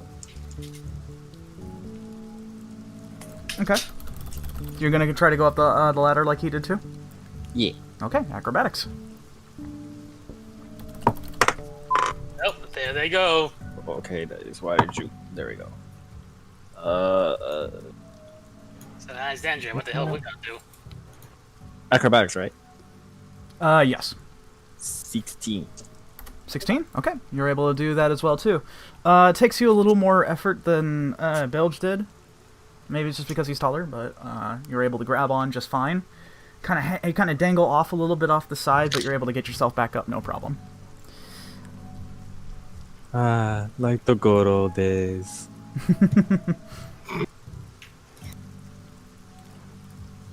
Alright, and then before stealthing up the side of the building, can I pull the ladder up so that it's harder for anyone to come up it after? Sure, you can do that. You find the latches to the ladder, and you unlatch it to allow it to come up. And you latch it back in once it's all the way up, and it's going to be significantly harder to get up here. Alright, say no, stay quiet. You guys stealthing? Yeah. Okay. Roll me stealth. Yeah, dice rolling. Oh, fuck yeah, 25! Jesus. No one's listening to my lessons. 16. 16? Okay. Yeah. You guys are keeping low, trying to stay out of the light. Thankfully for you, it is very overcast with rain coming down. And are able to keep quiet for the most part. So what are you doing? Making all, at least I'm going all the way to the top, like on the roof. Okay. Okay. And just... It definitely takes some time, but you are able to get up there. Alright, I just follow his lead since it's his plan. Yep. Follow right behind him. You're able to make sure you're not making a bunch of noise. You, luckily are able to get to the top with very little issue. Luckily for you, a lot of the windows and such have been closed, or it's seemingly with no light coming from inside. Probably seems very unoccupied. So lucky for you, you're able to keep very quiet and not attract any suspicion. So, and once we are on the top, yes. I will... Are there like any doors, any way to get up here other than the far chute we just came up? Yes, so there is a roof access door. You notice when you get up, it's over to your left-hand side, nearby where the edge of the building is. That seems to be really the only other way to get downstairs and to go both up and down. So there's two ways. As well, fuck! I just realised. I will call Captain Tulius and kind of huddle in with Alexander. Okay. Tulius, as you are getting prepped for the place here, what are you doing? I will see where our new little friend Koi is. She seems to be at the surveillance room, just sort of hanging out and looking at all the screens, kind of just utterly fascinated with everything. Never been in a place with so much technology in her entire life.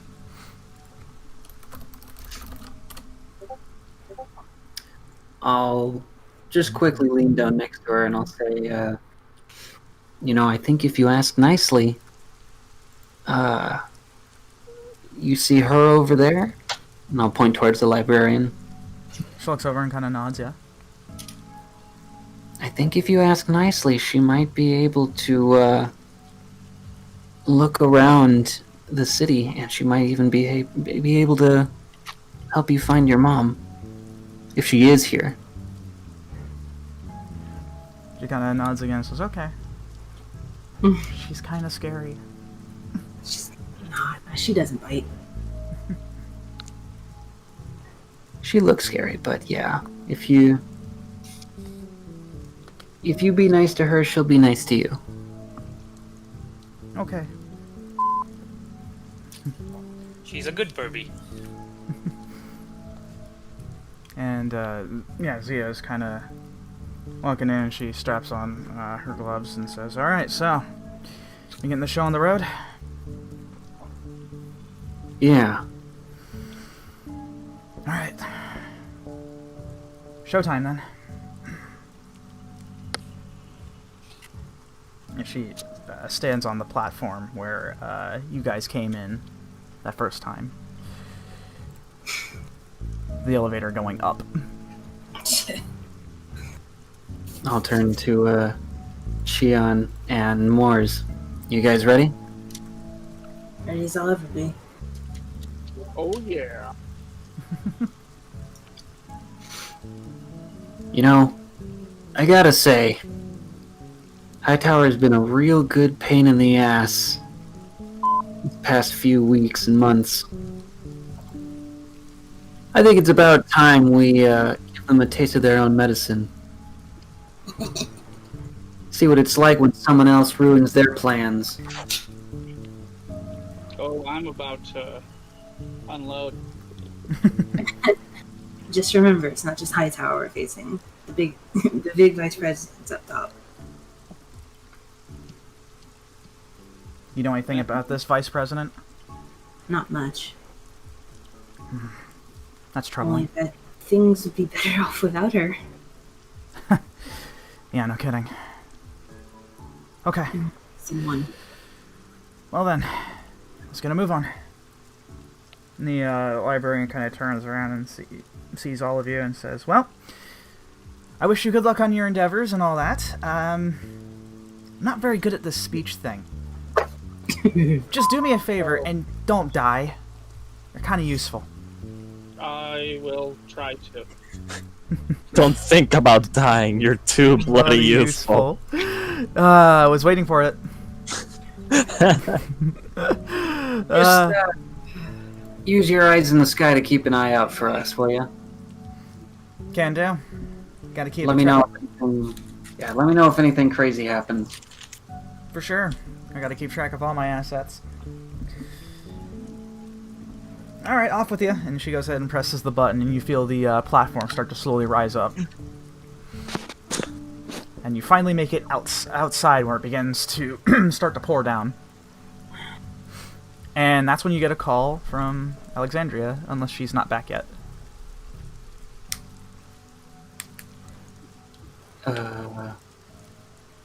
It's okay, we can wait. Okay. Yeah. I'll wait on that a little bit later. But yeah, you're able to make it outside, and it is currently coming down. Oh, Wait, that's wasn't nice. Bilge also calling Tulius? Yes. So it'll be... Actually, yeah, it would be Bilge. So we'll do that, yeah. You make it outside, and you're, as you notice, the rain's starting to fall down. It is definitely very overcast right now. Still kind of dark, but slowly starting to see that the sun is rising even past through all the clouds. Until your phone begins to ring, and you notice on it was the big 4 bold letters of Bilge on it. Boy. I'll answer it. Okay. Bilge? Oi, Captain! Yeah. Get down, Bilge. Oh shit. God damn. Not that down. Captain. Yes, Bilge. Oi, listen, so, you know, make sure everybody's got disguises, because Hightower knows the fuck the faces. Can you send me, and like maybe Alexandria too, so that they know, but can you send us selfies of what your disguises look like, so we know who's who? Because like, we're not with you, you know. We're not gonna know. I think it'll be Who's the captain? car. And to be honest, I think once the action starts, we're just gonna probably drop the disguises. Oh, alright, perfect then. Good luck, Captain. Click. Wait,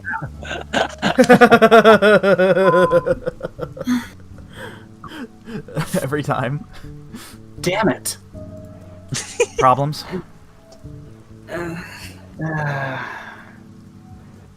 Don't tell me we've already run into a hitch already. I wouldn't worry about it. I hope we don't have to. Yeah. Gods know we already have to worry about enough. As you guys start to make your way to the entrance towards the secret compartment out of the bathroom, you're able to sit in an overhang, and you notice somebody standing in front with a black umbrella, and they turn around, and you notice it's Aki actually waiting. It's like, man, I never thought you guys would ever come out. Jeez. Keep a guy waiting, don't you? The fuck do you want? He's our +1.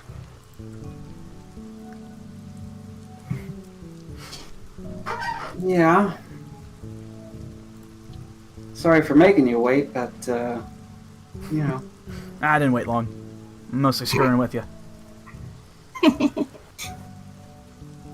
Boy, those guys out there, and he kind of looks over to where the rest of the Hightower guards are. And he says, man, they just sit around and just watch. Yeah. No, it's Weird. well, as long as they aren't causing trouble right now, that should be fine. Yeah, I already took a look at the tower for you. It's very quiet right now. Good. Let's go ahead and make ourselves inconspicuous then. Not a problem. And he goes ahead and he does something very similar to what you guys do. You definitely recognize it as Disguise Self, as just like a normal looking salaryman. Nice suit and tie. It's very uncharacteristic of him looking. Slick black, jet black hair, kind of similar to what he had before, but like a little far more kempt. And he goes ahead and gives a slight bow, and he says, I believe this will serve us. I'll go ahead and put on my salaryman outfit as well. Alright. He kind of looks over and he says, flavor of the day, ain't it? Great minds think alike, I guess. You're not catching me wearing a suit. No way. Whatever you want, Cupcake.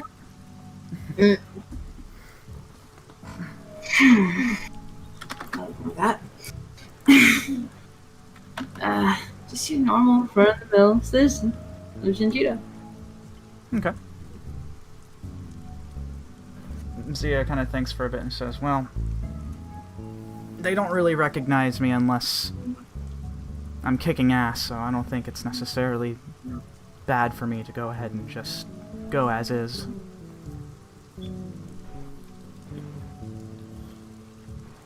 Well, alright. Let's get a move on.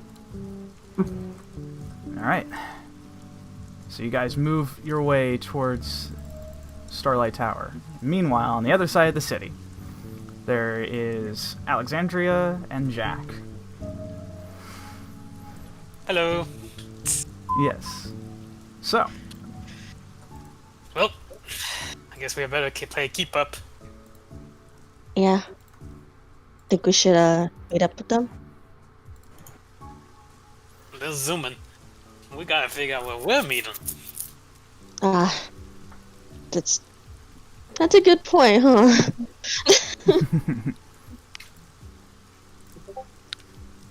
Well, I'm assuming everyone's just gonna go to the front entrance like the dumb butts we are.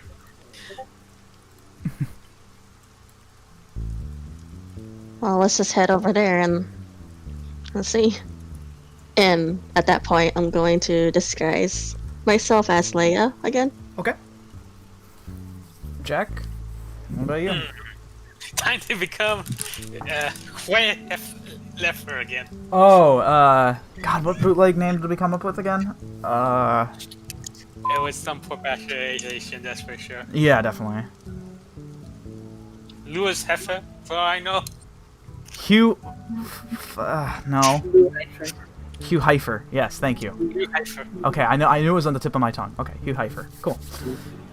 All right, yeah. So you guys take a look outside. It is currently pouring outside a bit. It's very rainy, very overcast. Oh, dang. I wish I can proof in an umbrella. You think maybe they have an umbrella just randomly here? Roll investigation for me. Will do. Yeah.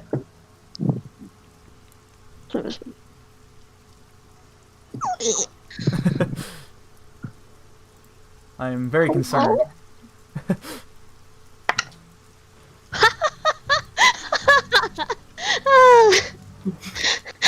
That one. Well, let's get them out of the way now. You begin looking around, and as you begin to bend down to take a look at some part behind one of the desks, you accidentally bonk your head on the table. Shit. Unfortunately, not able really to find much besides pain. So, Jack, do you look for an umbrella? You know what? Fuck it. Why not? Roll that investigation, boy. Oh, holy crap. I get a nat one, too. Oh my god. Your heroes, everybody. These are the people that save the world. We can't Sucks find to be those losers. Jack, as you begin looking around, you're like, I bet I could find it, and you accidentally trip over yourself as you're trying to get past one of the sofas. Help. Where's my life alert? You guys could try again if you like. I'll try again. Just know some time has passed by. I'll do one more investigation. One more, here we go. No whammies. Oh, it toppled. Okay, 14. Okay, cool. You're from rubbing your head a bit, wondering how you can make such a klutzy move. You look down and, oh, there's one. There's a spare umbrella right underneath one of the tables. So you go ahead and pick it up. Yeah. And I just grabbed it and just held it up. I got one! I found it! I'm still on the floor. Just give it a thumbs up. Okay, so you guys begin to head out, the two of you. And as you come outside, you pop the umbrella out, and you're able to keep yourself dry. So, are you guys heading towards the front of the tower? Yep. Okay. So I'd say you probably are anywhere on the side of the street, I'd say, just sort of looking around. We'll move. Nothing of note happens. It seems very just sort of kind of ordinary. But you guys are now stationed outside where the tower is, on the other side of the street. Like right here? Yeah. Meanwhile, Alexander and Bilge, you are now on the rooftops. Hold on. Sorry. Okay, no worries.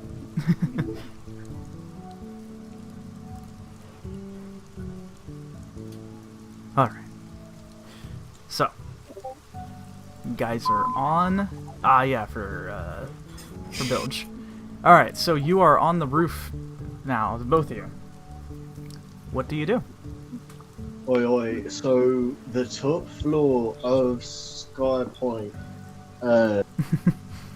it's like Sure. 180 feet, probably?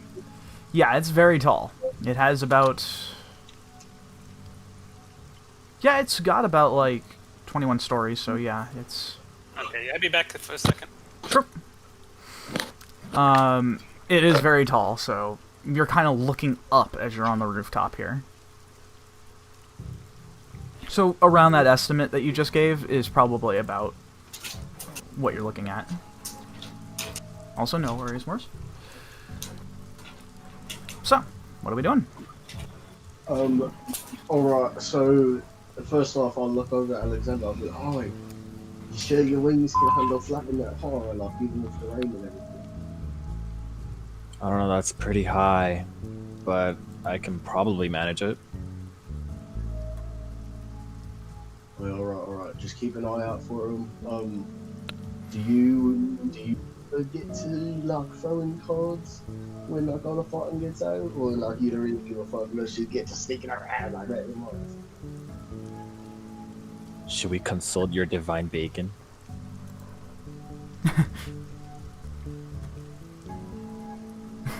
I'm not looking for bacon. Gonna help with walking. You sound so far away. Yeah, you sound like you're in a room. I'm not too sure.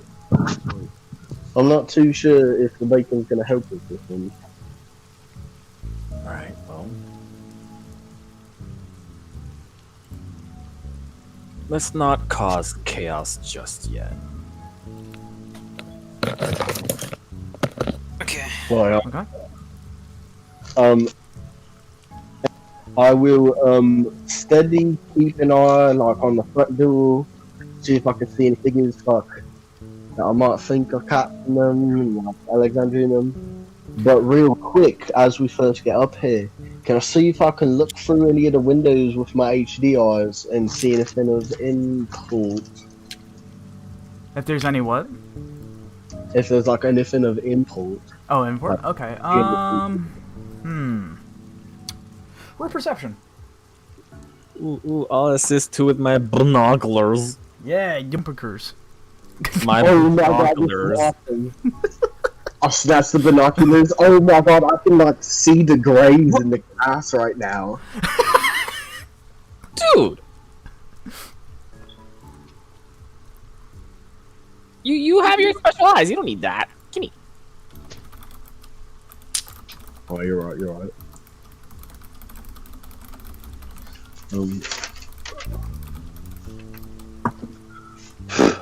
21. Okay. 18 for me.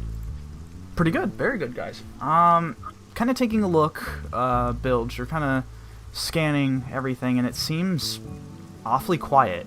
In fact, it almost seems kind of inconspicuous. Or kind of suspicious, I'm sorry. Same thing with you, Alexander. You're not really able to see anything. A lot of the windows are kind of closed off right now. It's very well clean, though, I will say. The rain's making it a little harder to kind of see in, but for the most part, everything seems really quiet. You don't see any movement, no lights on, nothing. No lights on. What the fuck? It's a little suspicious. Boy, it kind of seems like they're, you know, getting down like tigers, getting ready for the fight, you know. Laying low, you're getting in the trenches.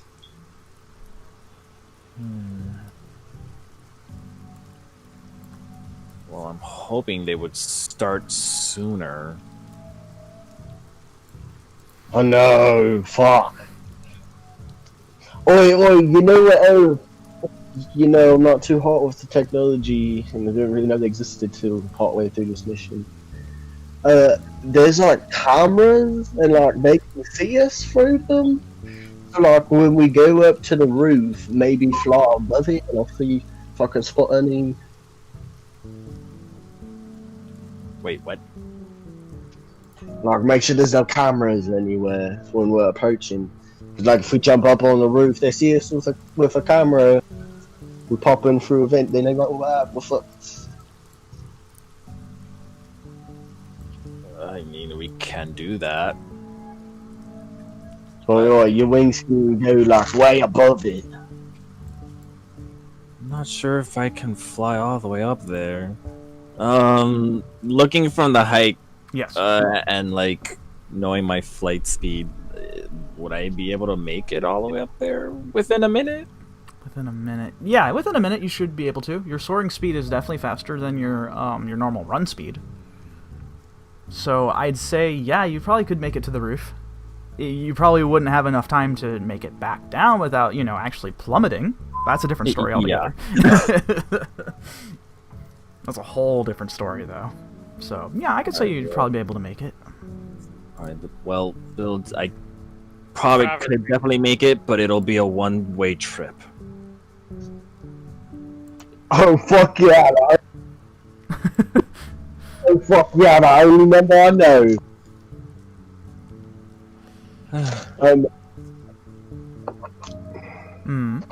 Alright, let's just keep an eye out and head up and everything. You know. Pops off. Alright. Alright. Alright, And then, cool. yeah, I'll just go back to the staring at the front doors for the star point. Whatever. You are more in the back, so you really can't see anything that's going on in the front. But you do happen to notice, just by kind of looking over a little bit, you're able to see... Actually, they'd be disguised, and you wouldn't know who they are. Well, don't worry about it then. Okay, for everybody else, though, you begin to rendezvous in the front of the tower. Currently, you're able to see kind of all of you kind of convening together. No one really, besides those within the group, kind of know who they are, though. So how would you fix this?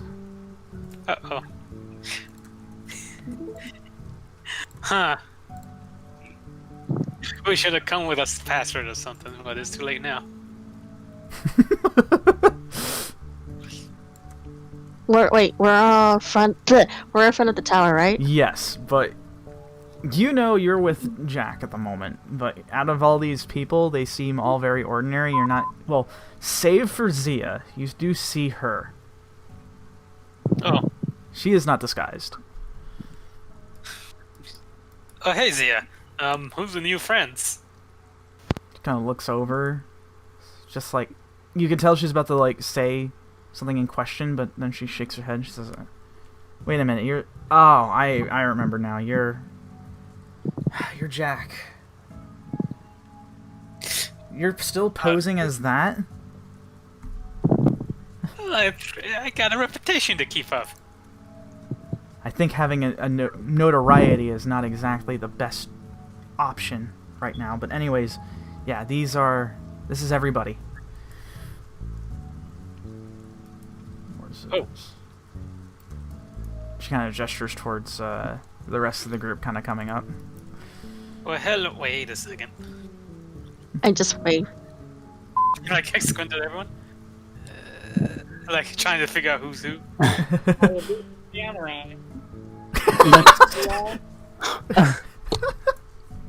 He's wait, what? Aki kind of looks back, like kind of bewildered. Just, what did he say? Speaking Japanese, dumbass. That's definitely worse. Is he like this all the time? I mean, really? He was never the same ever since the trip. I'll ask about that later. Let's just head inside.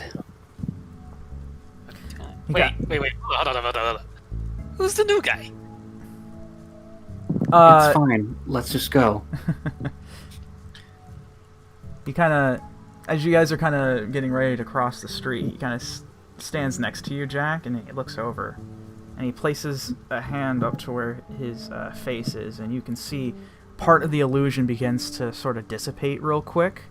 And you see it's Aki, and then it changes back to the disguise he had. Yes. But, you. Sometimes it's best not to ask questions. Just saying. After the fucking trip, then. Just saying. Did I notice this? Yeah, you're standing next to Jack, so you do notice this. I just immediately glare at him. This fucker. Alright. Well, I guess we just roll with it. Alright, so what's the plan? So yeah, kind of looks over to the rest of you and says, we're just going in then? For now. I couldn't help but notice a distinct lack of a very large individual here.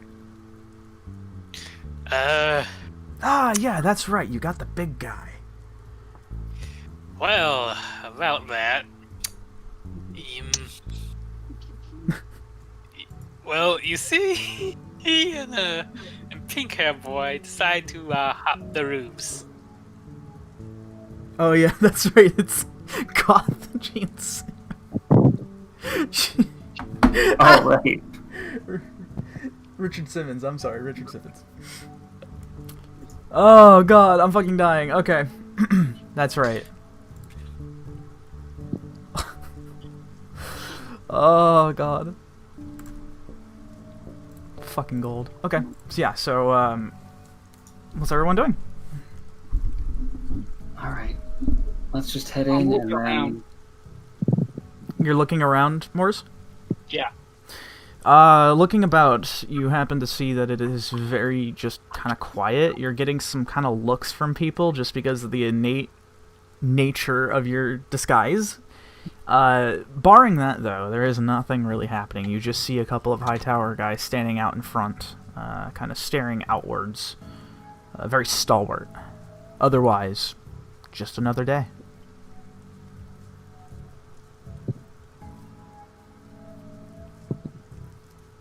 I'm gonna lean into Tulius. Mm-hmm. What do? What do? let's get in the mall.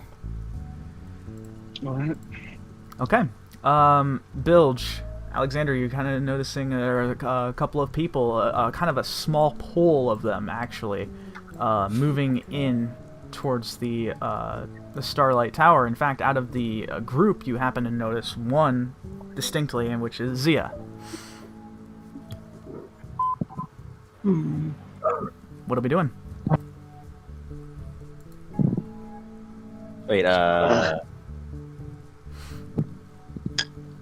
Wait, what was that again? Sorry. Oh, no worries. The looking out past the edge of the building, you're kind of taking a look to see out in front from what you can see, and you happen to notice a large group of people, a pool of them, kind of crossing the street, looking like they're about to go into the tower. Interestingly enough, only one of them you recognize, and that's Zia out of the bunch. Oh, hey, look. It's friend. Right, my new employee.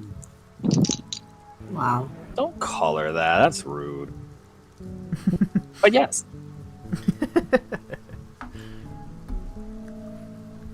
Oh, so you sneak over now, or you gonna like give it a couple minutes? What? Actually, as I say that, can I look around the group, like, excluding the people I now know are my friends?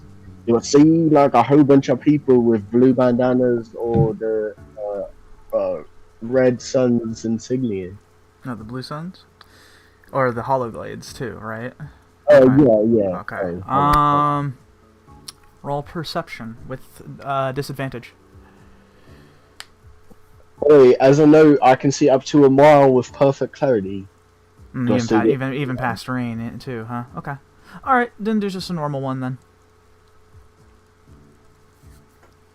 Just a normal perception roll. 17. 17? Okay. As the pool of people begin crossing the street into the tower, you kind of notice from behind them comes a lot of people within suits, but they're not suits and ties, they're more like blazers, and with a nice button-up shirt out, kind of collar out, and you happen to look a little closer, you squint your eyes a bit, and you happen to see those insignias. And then you look over towards this way, and you happen to notice a large pool of what looks like you could call thugs begin moving in. You have a feeling that that is probably the Blue Suns, and you get your confirmation when you start to look down, and you see nothing but a pool of blue bandanas, and now you know shit is about to go down. I pull out the phone. Sarah, text Captain Tulius a bacon. And then I'm gonna be like, oi, get ready, Alexandra, it's gonna go down! Oh, my lord. Should I start now? I'm gonna start now. Yeah, fuck it, I'm gonna wiggle the both feet, I'm gonna go mini bitch, I'm gonna shrink down to a size smaller. Oh yeah, I forgot real quick. out of this pool of people that you recognize, Alexander, you do know Zia, but you also see your sister's disguise as Layla. I forgot. My apologies. So, you do know that that pool of people coming in is probably your group. Definitely. Yep. Okay, so what are you doing? I watch Bill shrink. Okay, so he's going, baby Bilge. I'm sorry, that fucking cracked me up last time. I'm so upset we didn't get that part. Alright, and then I'm gonna jump up on Alexander's back. I'm gonna like, put my arms over his shoulders. Yeah, it's really awkward because it's now like he's at the size of like a toddler at this point, and he was just like grabbing onto you. This is very weird. But I like this kind of weird. Of course you do. Okay, so do you activate Angel Mode and head out? Yeah. All right. Bilge, almost like almost on cue, a brilliant light comes from Alexander's back as these wings sprout outwards. And Alexander, you kneel down, and then you jump up, and you begin flying. Yes. Soaring through the sky, it's kind of hitting the rain's hitting your face quite a bit, but you're still able to kind of squint and still keep an eye on everything that's going on. Despite your glasses now being completely like drenched, you're able to see the roof of the tower. Before I reach the roof, I'm gonna make a super quick 10-second stop. Towards the I forgot what floor it was. The 27th? Yes. Yes. You had that right. Yeah.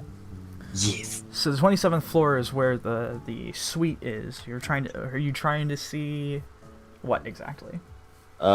Peek through if Neuraxia's in there. Okay. Go ahead and roll perception real quick. Ooh. What's my perception? 21. 21?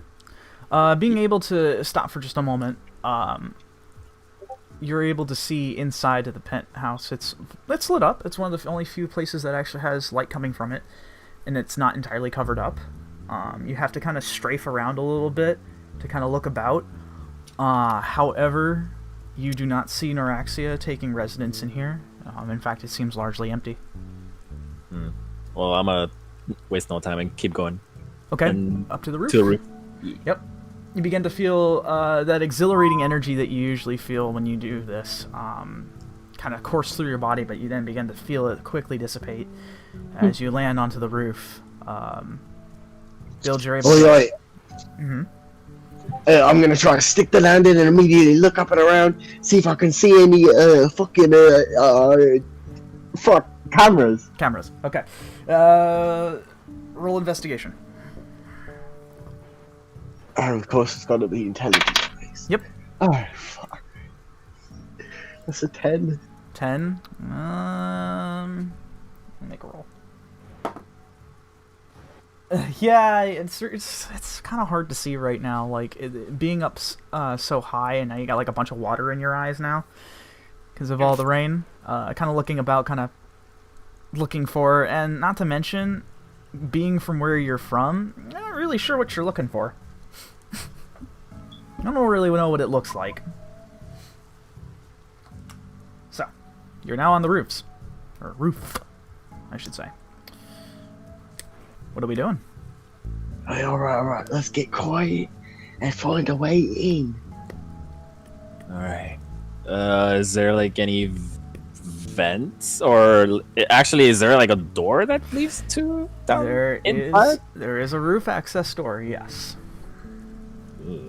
Would there happen to be like a ventilation system? I won't make you roll anything for that. Yeah, there seems to be one. Oi. Fuck the door, let's use this. As I'm trying to pop this cage off it. Okay. How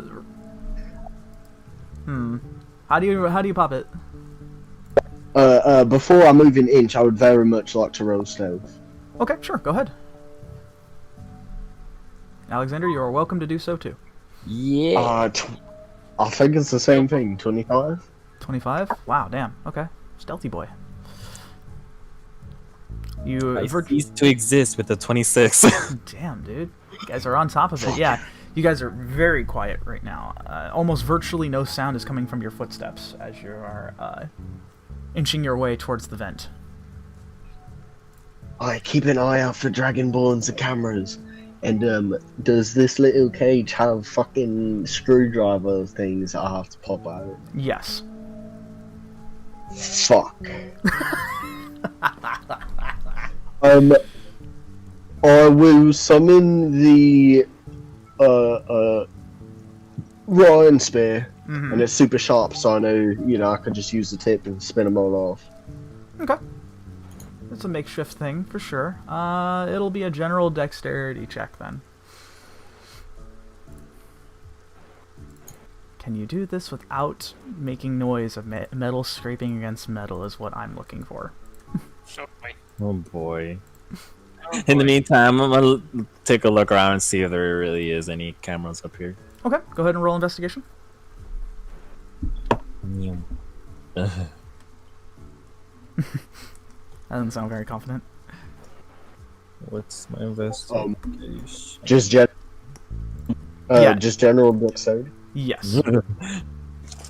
I'm gonna use lucky point for that. Well, see if I can get lucky. You did take a long rest, so might as well use them. Oh no, where'd the dice go? Hello? Oh, here it is. Unnatural 20. Unnatural 20? Okay. Let me just see what Alexander rolls. 16. 16. Okay. So, first, Bilge, you're able to put the Ryan spear gently and gingerly onto the screws and you begin doing your work. It's very similar to what you did earlier with all the locks and such that were in the Grand Mystic way back when. So you're able to get that done. Alexander, you begin to look around and you feel like you saw something, but then you kind of disregard it, but then you decide to go ahead and take a look back at it again, and sure enough, you happen to see what definitely paramounts to a camera. Oh, is it pointing towards us, or? Yeah, it kind of is. Which I need to make a roll. Oh no. Okay. How would you like to proceed?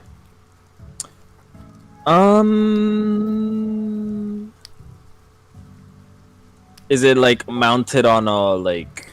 You look towards the where the fire exit door, or not fire exit, but the rooftop access door is, and it's right at the top of the door, right where the doorway is.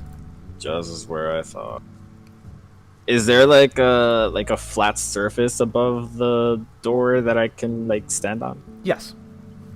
I'm a Misty Step on top of that. Okay, sure. And... spend your spell slot to do so, and you go right up at the top. And does the camera have like cords? I assume. It does seem to have a cord coming from the base of it down into the wall itself, the hard surface.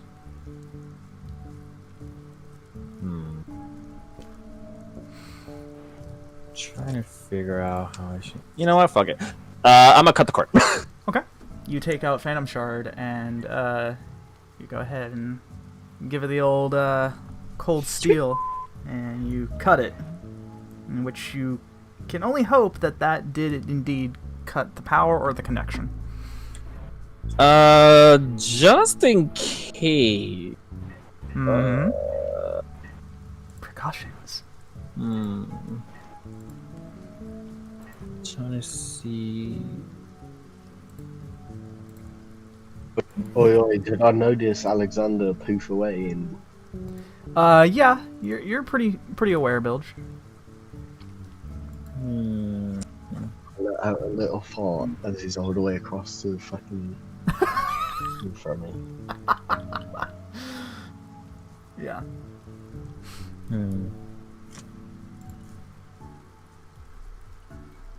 Trying to think.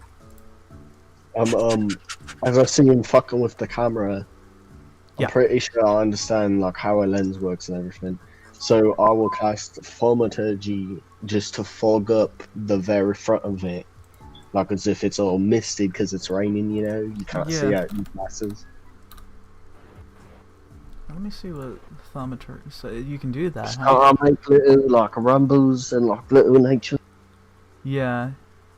Harmless tremors, booms up to that, flames to flicker bright and dim. Altered appearance of your eyes. You instantly cause an unlocked door or window to fly open or slam shut. It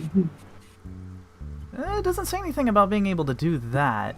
Oh fuck! That's okay. I got it. I'm gonna take off my glove Okay. and I'm just wrap it around the front of the lens. Okay, sure. You know, like the those gloves that you can put on like doctor's offices, and you just put it on top of a water bottle. That's kind of what it looks like right now. Yeah. All right. I'm gonna jump off and just go back to village. Okay. Okay, I'll go back to trying to twist them off with the Okay. You're able to do so with little to no issue, not making a lot of noise. The only noise that is coming from you right now is the screws dropping to the ground and being able to lift the grate out. Well, I'll pocket the screws so nobody can see them. Okay. I'll look in the hole first. Okay, you look in, your dark vision starts to kick in as it becomes a little more black and white in here, and it just looks like it kind of dips downward, kind of just leading into a long hallway of sorts. Oh, alright, you go first. Oh, actually, here. And I'll hand him the grate. I'll be like, cover it up on your way down, and I'll go first. Alright. Meanwhile, down at the bottom floor, the rest of you begin making your way towards the tower. The guards take no notice of any of you as you begin to walk in. I have a map for this. But I thought all of you were going to be in this one, so I put all the character tokens in there, so let me change that. See, this is what happens, everyone out there who wants to DM. Never try to guess what your players are going to do. You'll drive yourself fucking crazy.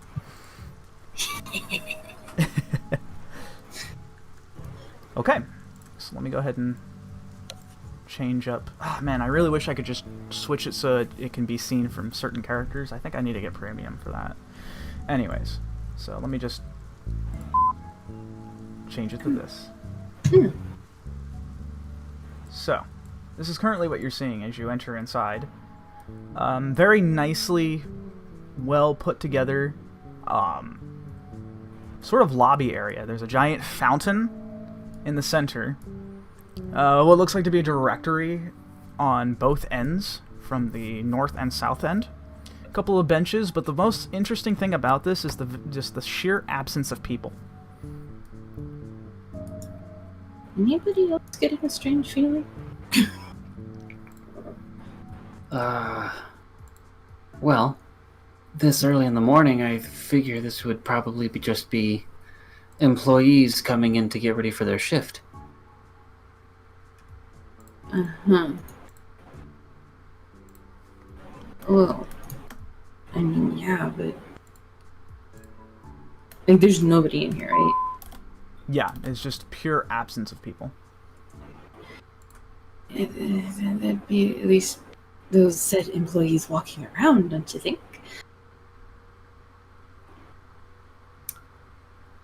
Can I take a look behind us and see if those guards are still standing by out there?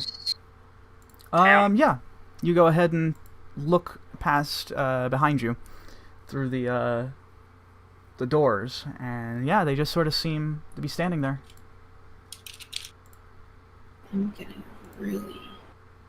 Alright, well, let's not make a scene just yet. Let's go ahead and just make our way up to some higher floors. It's a pretty nice place, I have to admit. Aki begins moving about and looking around.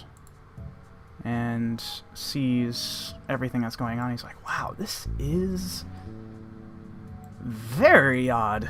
Well, usually a lot of people running about. Yeah, isn't this a mall? See, I'm not the only one feeling it.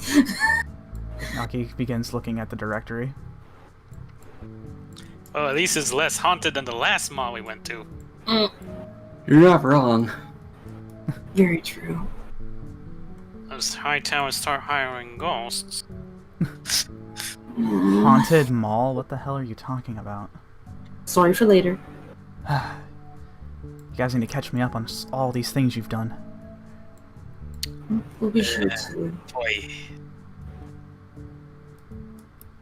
Aki's kind of looking about and he says, just as I thought. There is everything going on at the 11th floor, which means more than likely we'll find Fluffy Boy there. Or maybe around in those areas, who knows? I hope so.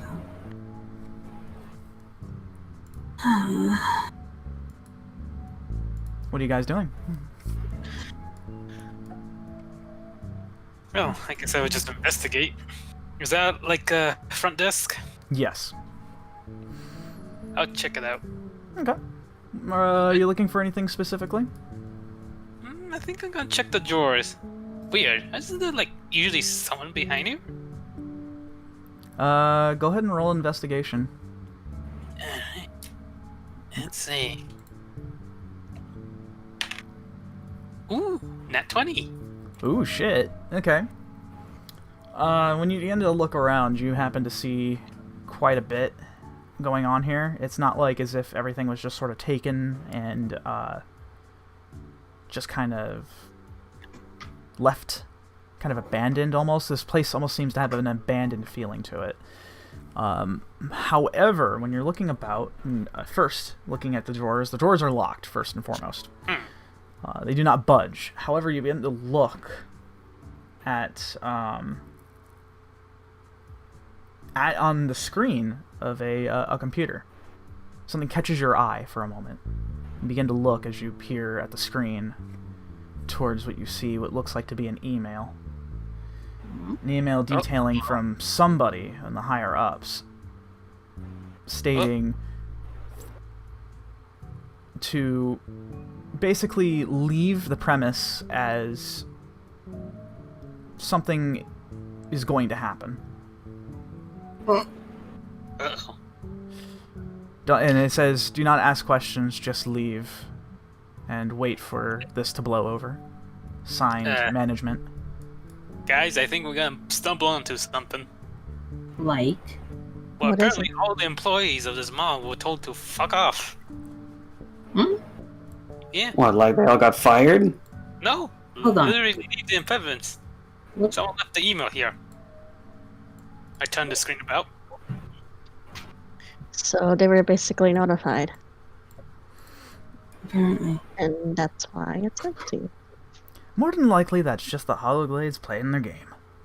Letting them know that anyone who's innocent, just the workers here, to fuck off somewhere else. More than likely. I'm more worried what they're planning. You don't just fuck off the entire staff of a mall for no reason. Unless they know something's about to happen. Shit, you don't think we've been tipped off, did you? I think that's exactly what's happened. Great. Then we're already ambushed. Aki's looking about and he begins to do a little thing. Hang on. Okay. He is going to... Okay. So it'll be... Oh, that's actually perfect. That works out exactly the way that he would want it. Alright. So you begin to almost feel like there's a presence in your mind, the four of you. Alexandria, Xian, Tulius, and Jack. And you can hear Aki's voice in your head. As he says, alright, so now we can just go ahead and start talking without any, bullshit happening. Yes, I have this psychic link thing. Don't start asking questions now. Asking questions. For now, let us just proceed. Oh, this is hella useful. Well, don't get used to it. It lasts an hour. Alright. I guess we all gotta investigate. Oh, yep, up the table. Morris, can you do something about the doors? Yeah, what do you want to do? See if you can bar them off or something? Alright. These are like chairs, right? What? These are like chairs, right? No, those are doorways. Oh. Those are doorways. Yes. Maybe just one of them. I just remembered we kind of have to be able to let our Blue Sun friends in. That was that last line was telepathic. Oh, okay. And he responds back in kind. Ah, I like the way you think.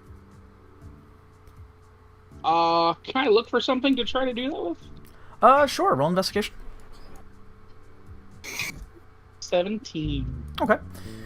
You're fairly certain that the one of these benches over here could possibly suffice.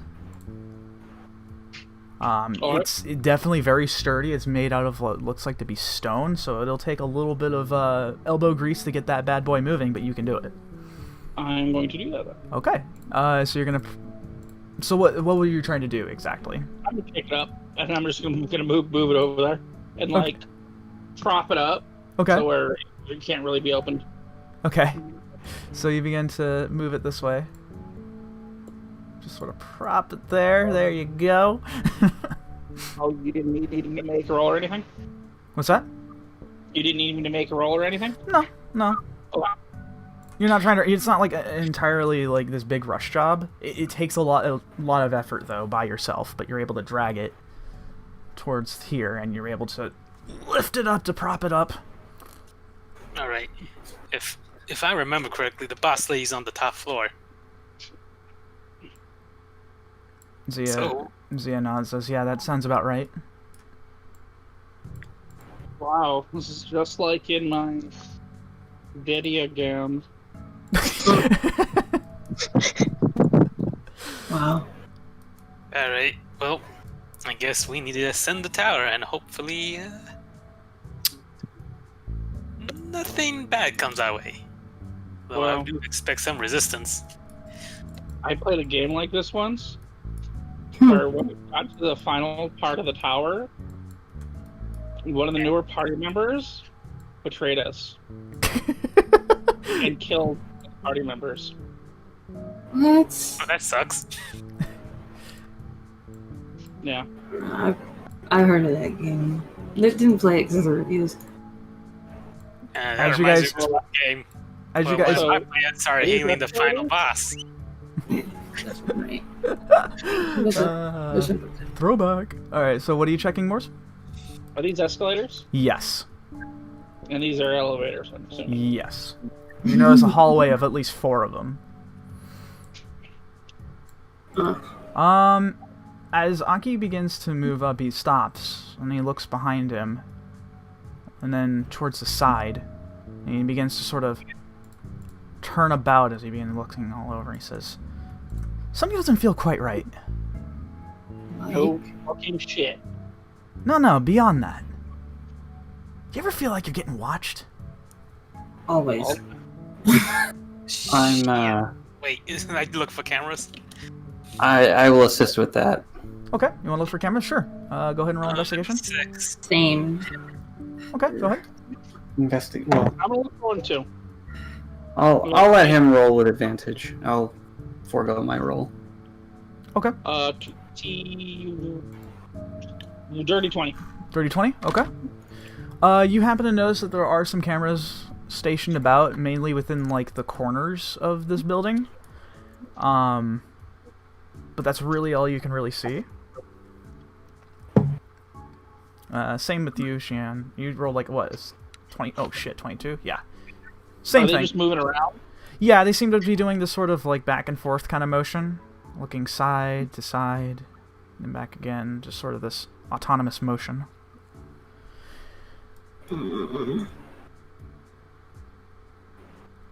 Great. Cameras.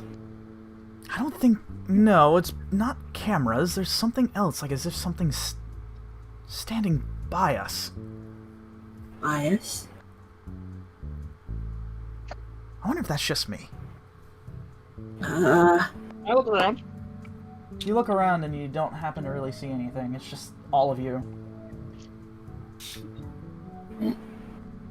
Something bias. Well, I guess you'd be paranoid. I don't know. Unseen but close. I'm sorry? Unseen but close. Yeah.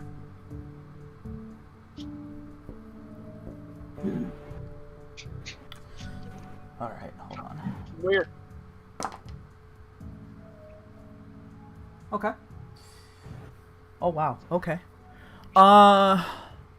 So, Moors and Xian, real quick. Kind of looking about, kind of listening to, what Aki's saying. Actually, what's your mental state right now? Mine? Yeah, like, what are you currently feeling? Are you on edge? Are you just sort of whatever, non-blasé? What are you doing? I'm ready to strike anything that comes at me. Okay, I'm so you're ready. you are on edge now. Okay. Okay. Xian, what about you? Pretty on guard for now. Okay. Okay. Well, let me tell you something real quick. Once I make some calculations. Okay. That's the wrong dice. But that certainly isn't. Okay, so, both of you. First, Moors. As you are kind of walking about, you begin to maybe think Aki's just kind of just crazy. But then you start to feel like this sort of static kind of streak across your scales a bit. Something doesn't, and you start to feel like, yeah, something is definitely not right. And you look over to your... What's that? What direction? Well, I was about to get to that. You look over to your left-hand side, and something socks you straight in the face. You take 11 points of bludgeoning damage, as this shows up, and so do you, Xian, as something hits you straight in the side, and you take 11 points of bludgeoning damage. As these things begin to uncloak. Heals the fuck no. And you can hear from the autonomous voice from it saying, "Seekers are strictly prohibited." Oh, fuck you guys. Wow, that is very groupsist of you. Activating neutralization protocols. Please, Alright, time to roll for initiative, everybody. 18, plus I forgot where my things are again. Meanwhile, in the ventilators. In the ventilators, not knowing that shit is about to go down. It's minus dexterity, right? Plus dexterity. So that's 4. Let me see. Yes, your initiative is plus 4. Fuck these guys royal. Okay, let me just, oh, is the box not up? Oh, my apologies. I forgot this. Hang on. I have to go to sleep here soon too. Yeah, don't worry. We'll go ahead and end here very soon. But for right now, I just want to get this scene set and straight. 22. Wow. Wait, no, that was your previous roll. Okay, 21, 18. Aki is... He's just very nonchalant about this.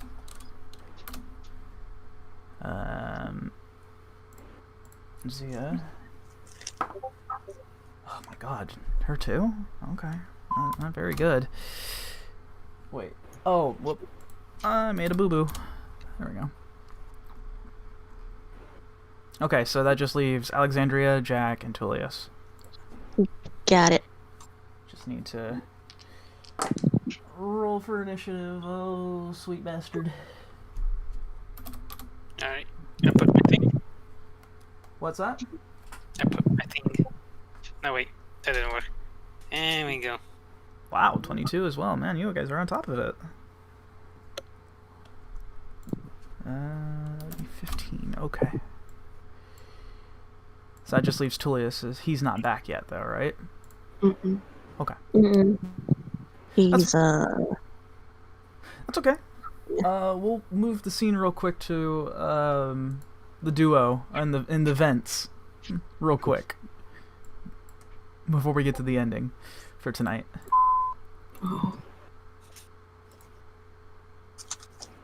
Yeah, like I said, we'll end here soon. Alright, so we dropped in. Are we in like a long hallway, kind of two? Yeah, so like the vent itself is like very long. It's very long and straight. You happen to see a little bit of light peering from one of the grates as well too. There seems to be more along the line.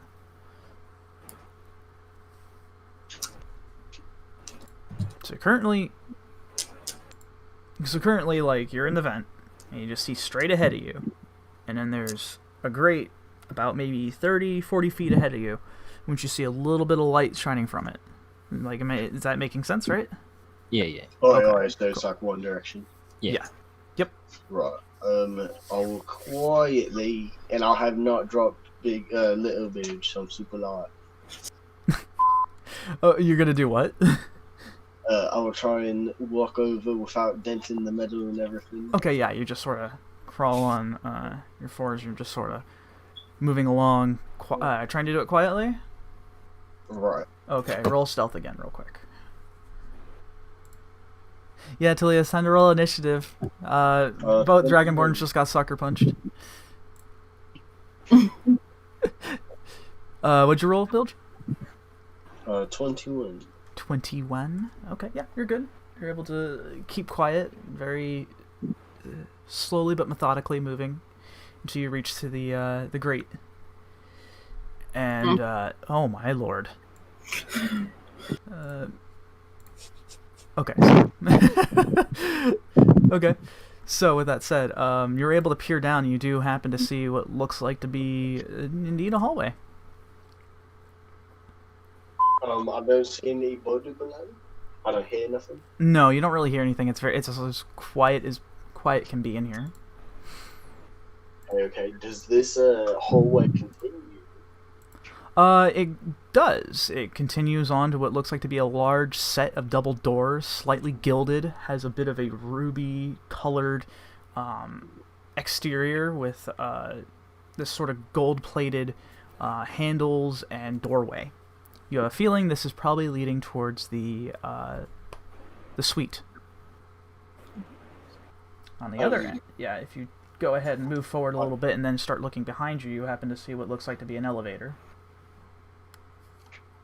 The shaft that we're in leads to an elevator? Yeah, so let me try to explain to you. You're looking through the grate and you're seeing the hallway.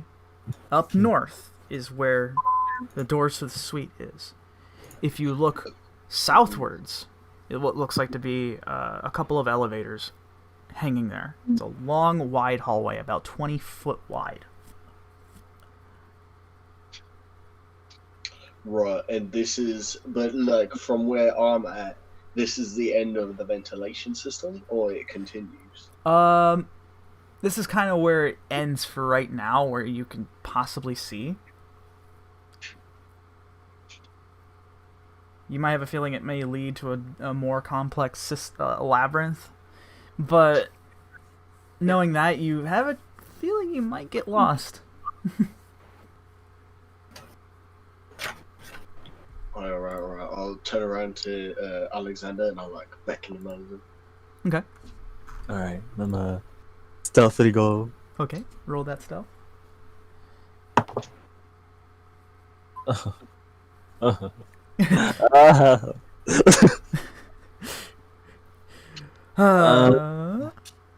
Do I want to spend a lucky point for this? You have 2 left, so, and the rest of the raid that is just started. So I'll just go with my 12. okay, you're kind of making some noise as you're kind of moving, just kind of moving over, but it's not super loud, but it's loud to you. You kind Bad of ventilation systems. It's fine. Yeah, you kind of grimace a little bit as you stop in front of Bilge, and then you kind of straighten back up again. It's like, okay. Right. I think this is like the only way we can go.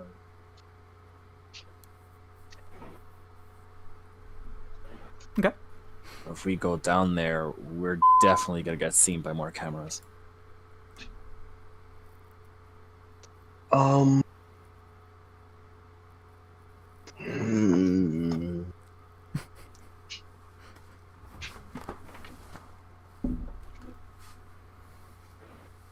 Fuck. Can I like ring my fingers through the grate now that it'd be, and Yep. for right now I'll just try and pull it up towards us. You want to pull the grate towards you? Yeah. It is locked securely in place when you do so. Kind of just Alright. makes a little bit. I think I got an idea. I Hold think on. I'm gonna take out one of my precious knives. Okay. You do so with much ease. And slightly like put it through the vent and then use the flat side as a mirror. Ooh, I like this. Okay. Roll perception. Yeah. That is smart, actually.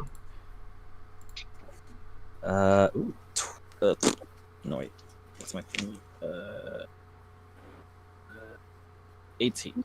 I was honestly, it was so smart. I was ready to give it advantage to that, but considering the nature of this, I gotta stick with it. That's good though. You're able to see what looks like to be a camera facing towards both ways. So you have one facing the doors towards the suite itself, and another one pointing towards the elevator. Only seems to be 2 though. Alright, it's just as I thought. We got 2 of them. Boy. Well, how strong is a computer? Like, you don't take important damage to bust it, right? What was that? Like, how strong you think a computer is? Like, on the only take a little flick and it'll bust, right? Looking at it, like how hefty are these cameras? They're sturdy, but they're not like mega sturdy. You know what I mean? Like very kind of modest in a way. It doesn't look super expensive. So I have a feeling that if you probably stab it through the lens, or if you take Bilge's hammer and smack it, you'd probably get the job done. Well, for sure, a sneeze ain't gonna do it, but we could probably take him out. Or I can take him out, and I take out 2 cards. Oh. Well, relax. You don't need to get all loud yet. Fuck. I can throw my knife. Oh, that's actually like so smart. Alright, I'm gonna take out Phantom Oh, wait.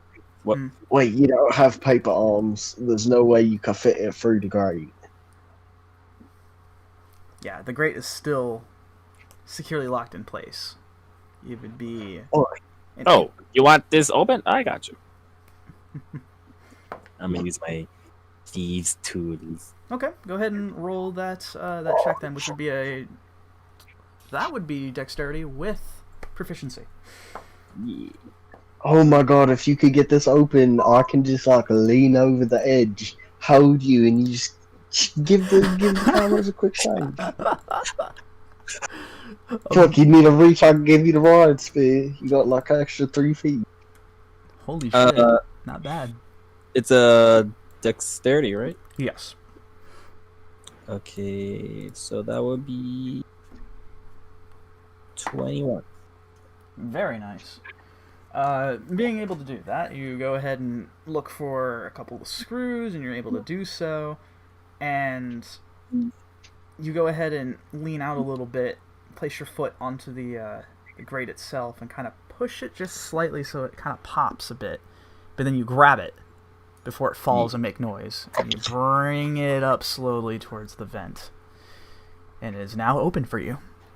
Child's play. Fuck yeah, good job. Alright, so how far is the the father camera from our little home? So think of it in this hallway. So it's about 50 feet long, 20 feet wide. Oh, fuck. There's one on the middle of each side. So like one pointing towards the elevator, one pointing towards the double doors. And they're all in the middle. Oh. So where you're currently at, you're near where the middle is too, actually. Give or take a few feet. But you're basically in the middle.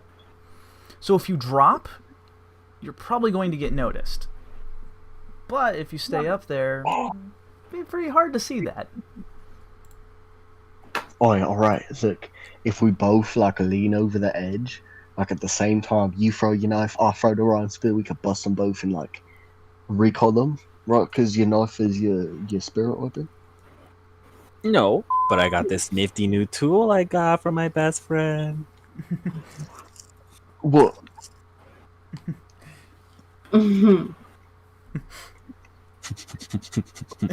What is it? I'll show you in action. Alright. Wait, the only thing is like, can you pull it back? Yes, I don't that's the magic trick. Oh, okay. So I'll summon the Ryan spear. Okay. And Alright, you ready? Mm-hmm. Alright. Don't miss. So who's throwing where? You have one. I'll throw to the one closer to fucking Closer to the you? suite, like the fancy door. Oh, okay. Well, that one's the furthest. That's the furthest away. Right. The closest one to you is the one pointing towards the elevator. Right. I want to go towards the one from the suite because I've practiced recoiling at the perfect time. Okay. So I don't want to make no noise on that. Okay, it's going to be a little hard to do this, but go ahead and roll the hit. As for you two, Alright, I'll make it a reckless attack. And I'll kind of like give myself a swing and I'm prepared to make a lot of noise, but sure. What do I roll? This will be a thrown check, so this will be a dexterity attack, range attack. 23. So do I add like my proficiency to that? Yeah, go ahead. This is with daggers. If you weren't proficient in daggers, I'd be actually kind of concerned. I wouldn't be playing this class. Exactly.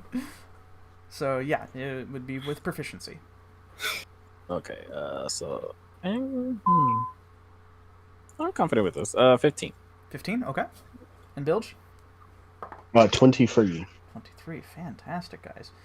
That is exactly the mark that you needed, Alexander, as you begin to just flick the with Phantom Shard out of your hand, and it hits its mark as the camera begins to spark, and then comes right back into where your belt is.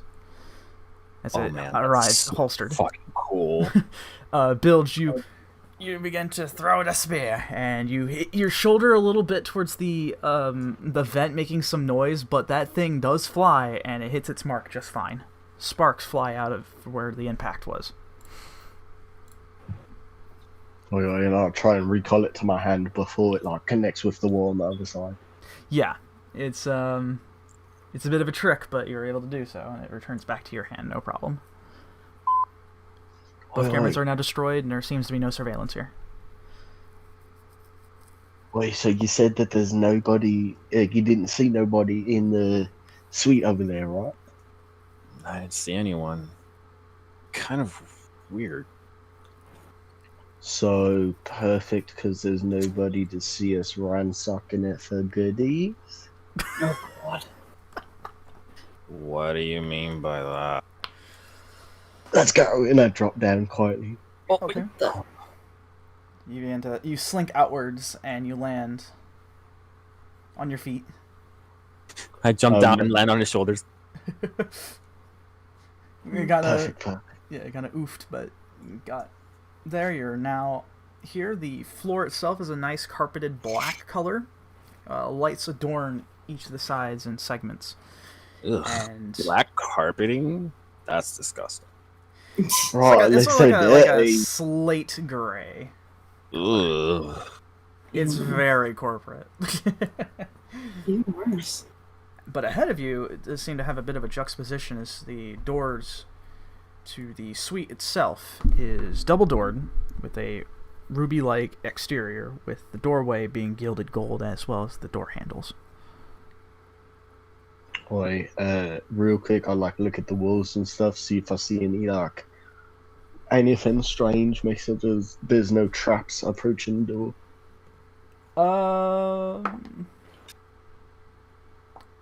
Yeah, I won't make you roll for that. There isn't anything here. Why? But I'll walk up to the door. Okay. With my Alexander backpack. Alexander I'll check backpack. the door. I'll check the door handle. Sure. Give me 1 second. Hang on.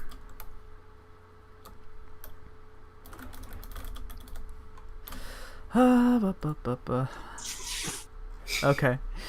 Are you just touching the door handle?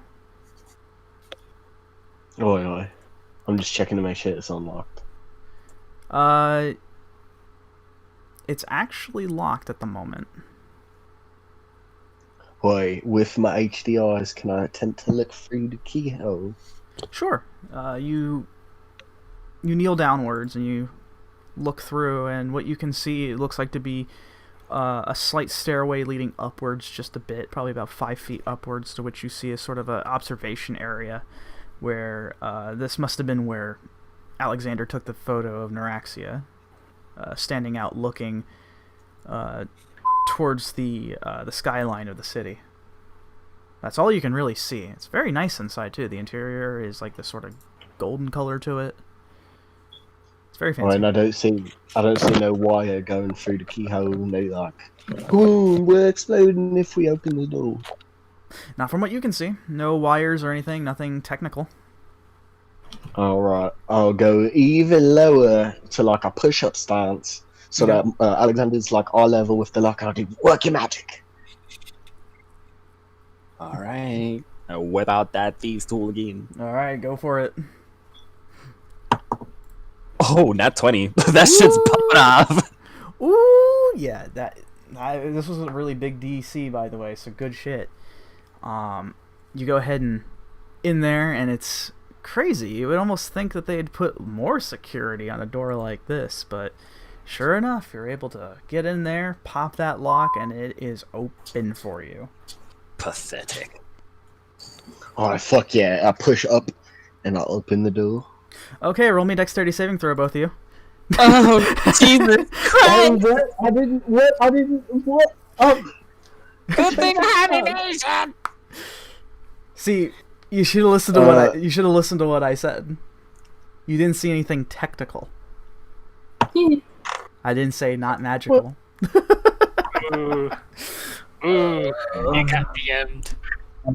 This is definitely a source that I can see, right? Yes, it is being it is absolutely. Yeah, you can use your danger sense. Oh, perfect. It's a 2 and a 2 and a A 2 and a 20. natural 20. Natural 20. Nice. And 14 for me. 14. Okay. Well, let me make some rolls. Okay. Alexander, instead of taking the full brunt, which would have been 28 points of fire damage, you take half of that. So that would be 14 points of fire damage. And Bilge, you also take 14 as well. So I failed the. Yeah, you failed the DC. But so how much? 14, you said? Yeah, 14. Instead of taking the full 28, because thanks to evasion, because evasion's strong as fuck, you take half. Oh, what the fuck? Bilge, what the hell? Yeah, so the doors. You see what looks like to be a glyph, sort of trace along the doorway, after you pop open the lock and open the door. It explodes open. Both doors fly open. You guys fly back 10 feet, sort of scorched, but still nothing too bad. But the doors are indeed open now. Alright, get back up. I didn't want to have to do this shit later, but come on. Wait, hold on. We can't pass up this opportunity. Just like check for traps. Okay, sure. Yeah. I just want to like pick Alexander back up on my shoulders. Okay. And re-enter the room, and I'm gonna like make a circle with my fingers and hold it up to my eye. Okay. And I look around the room from the entrance, and I will cast Find Traps. Ooh. Okay. Find traps? Interesting. Let me Alright, see. so like 120 feet, I see all traps. 120 feet? Oh man, this divination magic is strong, dude. Damn. Okay. You go ahead and look through the little circle you made with your hand, and you see through as your vision begins to sort of correct itself, looking through the through your makeshift ocular. What does your special eye see? You look around. You see below you there's a tripwire right at the entrance of the door. Looking further ahead, just from where you're stationed, you don't really see anything else. How long does this last?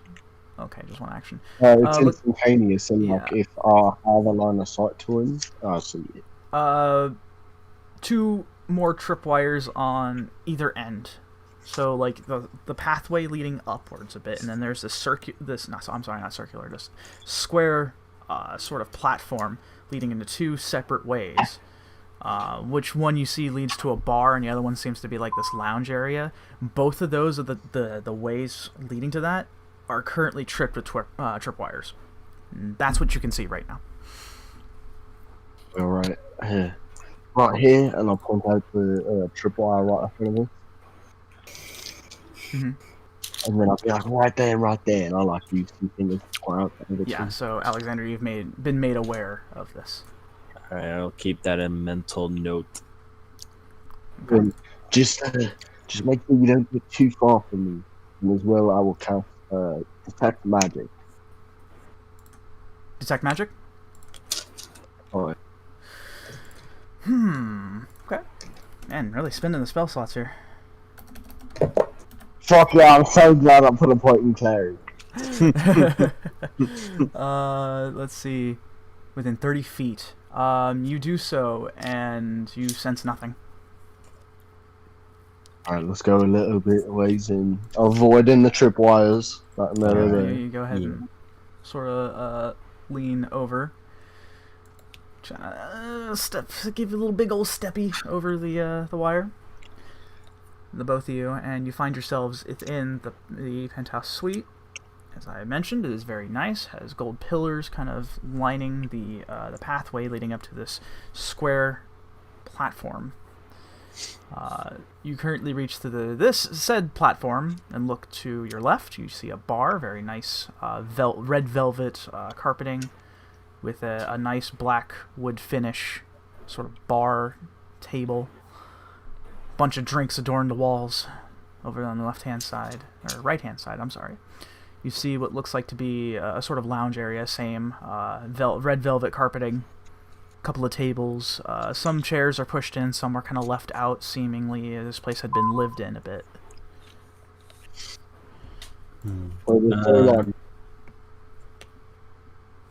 And no, like, office area. No. Not from what you can see. Do make a perception check real quick, though. Yeah, I was gonna look around and see if there's like any papers or like a computer. Well, I've let's do never the... natural 20 from beyond. Jesus. Okay, I trust you. Because what you're going to be looking for, Alexander, would be more like investigation, but let's first get this one out of the way. Bilge, as you were kind of looking about, you almost feel like the feeling you're getting watched, and you kind of look over to the corner of your eye. You almost feel like you notice something. And when you look, you happen to see what looks like to be this sort of very pale, like kind of pale-skinned looking woman with very like very light blonde hair, almost all borderline white, staring at you with a gun in her hand, kind of trembling a bit. And you see her, and you happen to notice that this is who the librarian was asking you to come get. This is Hannah. I'll tap Alexander's leg on my shoulder, and I'll look at the woman, and I'll cast "Come on," and I'll say, "Drop it." Okay, that'll be a wisdom saving throw. Yeah, what's the DC? Fucking 14 now. 14. Okay. You kind of see this wavering a bit, but she stops a bit, and she holds it out. Where's who are you people? What are you doing here? Oh, we got company. As I'm still like, straddled on the shoulder. Not another move, and I'll shoot. Oi, listen, and I'll put a hand up. First off, you little pea shooter's not going to do nothing to me.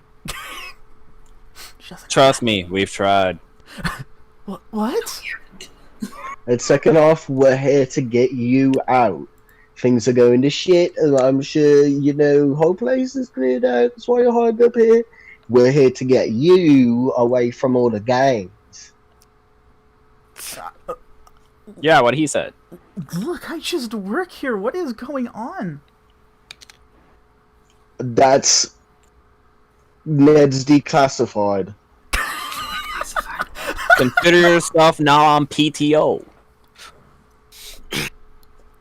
She then slightly lowers the gun down, and she just shakes her head, and you can hear her say, "What have I gotten myself into?"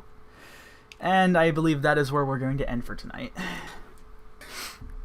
Oh, fuck yeah. Very interestingly, that this is how you decide to do this. When this arc ends, I'll peel back the curtain a bit. Because this, I'm going to tell you right now, this could have gone very differently. So, yeah, I was definitely thinking about just rushing it and letting her shoot me, but I swear, I know there's been a lot of backlash that especially a few other I won't name them here, a few other Dungeons and Dragons shows that have been accused of doing things on script. Yeah. And of course it's not. It's all a load of bull honky. And of course neither are we.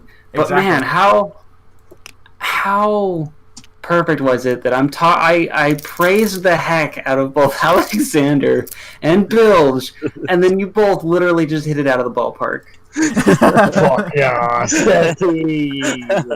honestly, no. Right? Oh man, sometimes these moments just happen so perfectly. Everything just goes the way that you really want it to.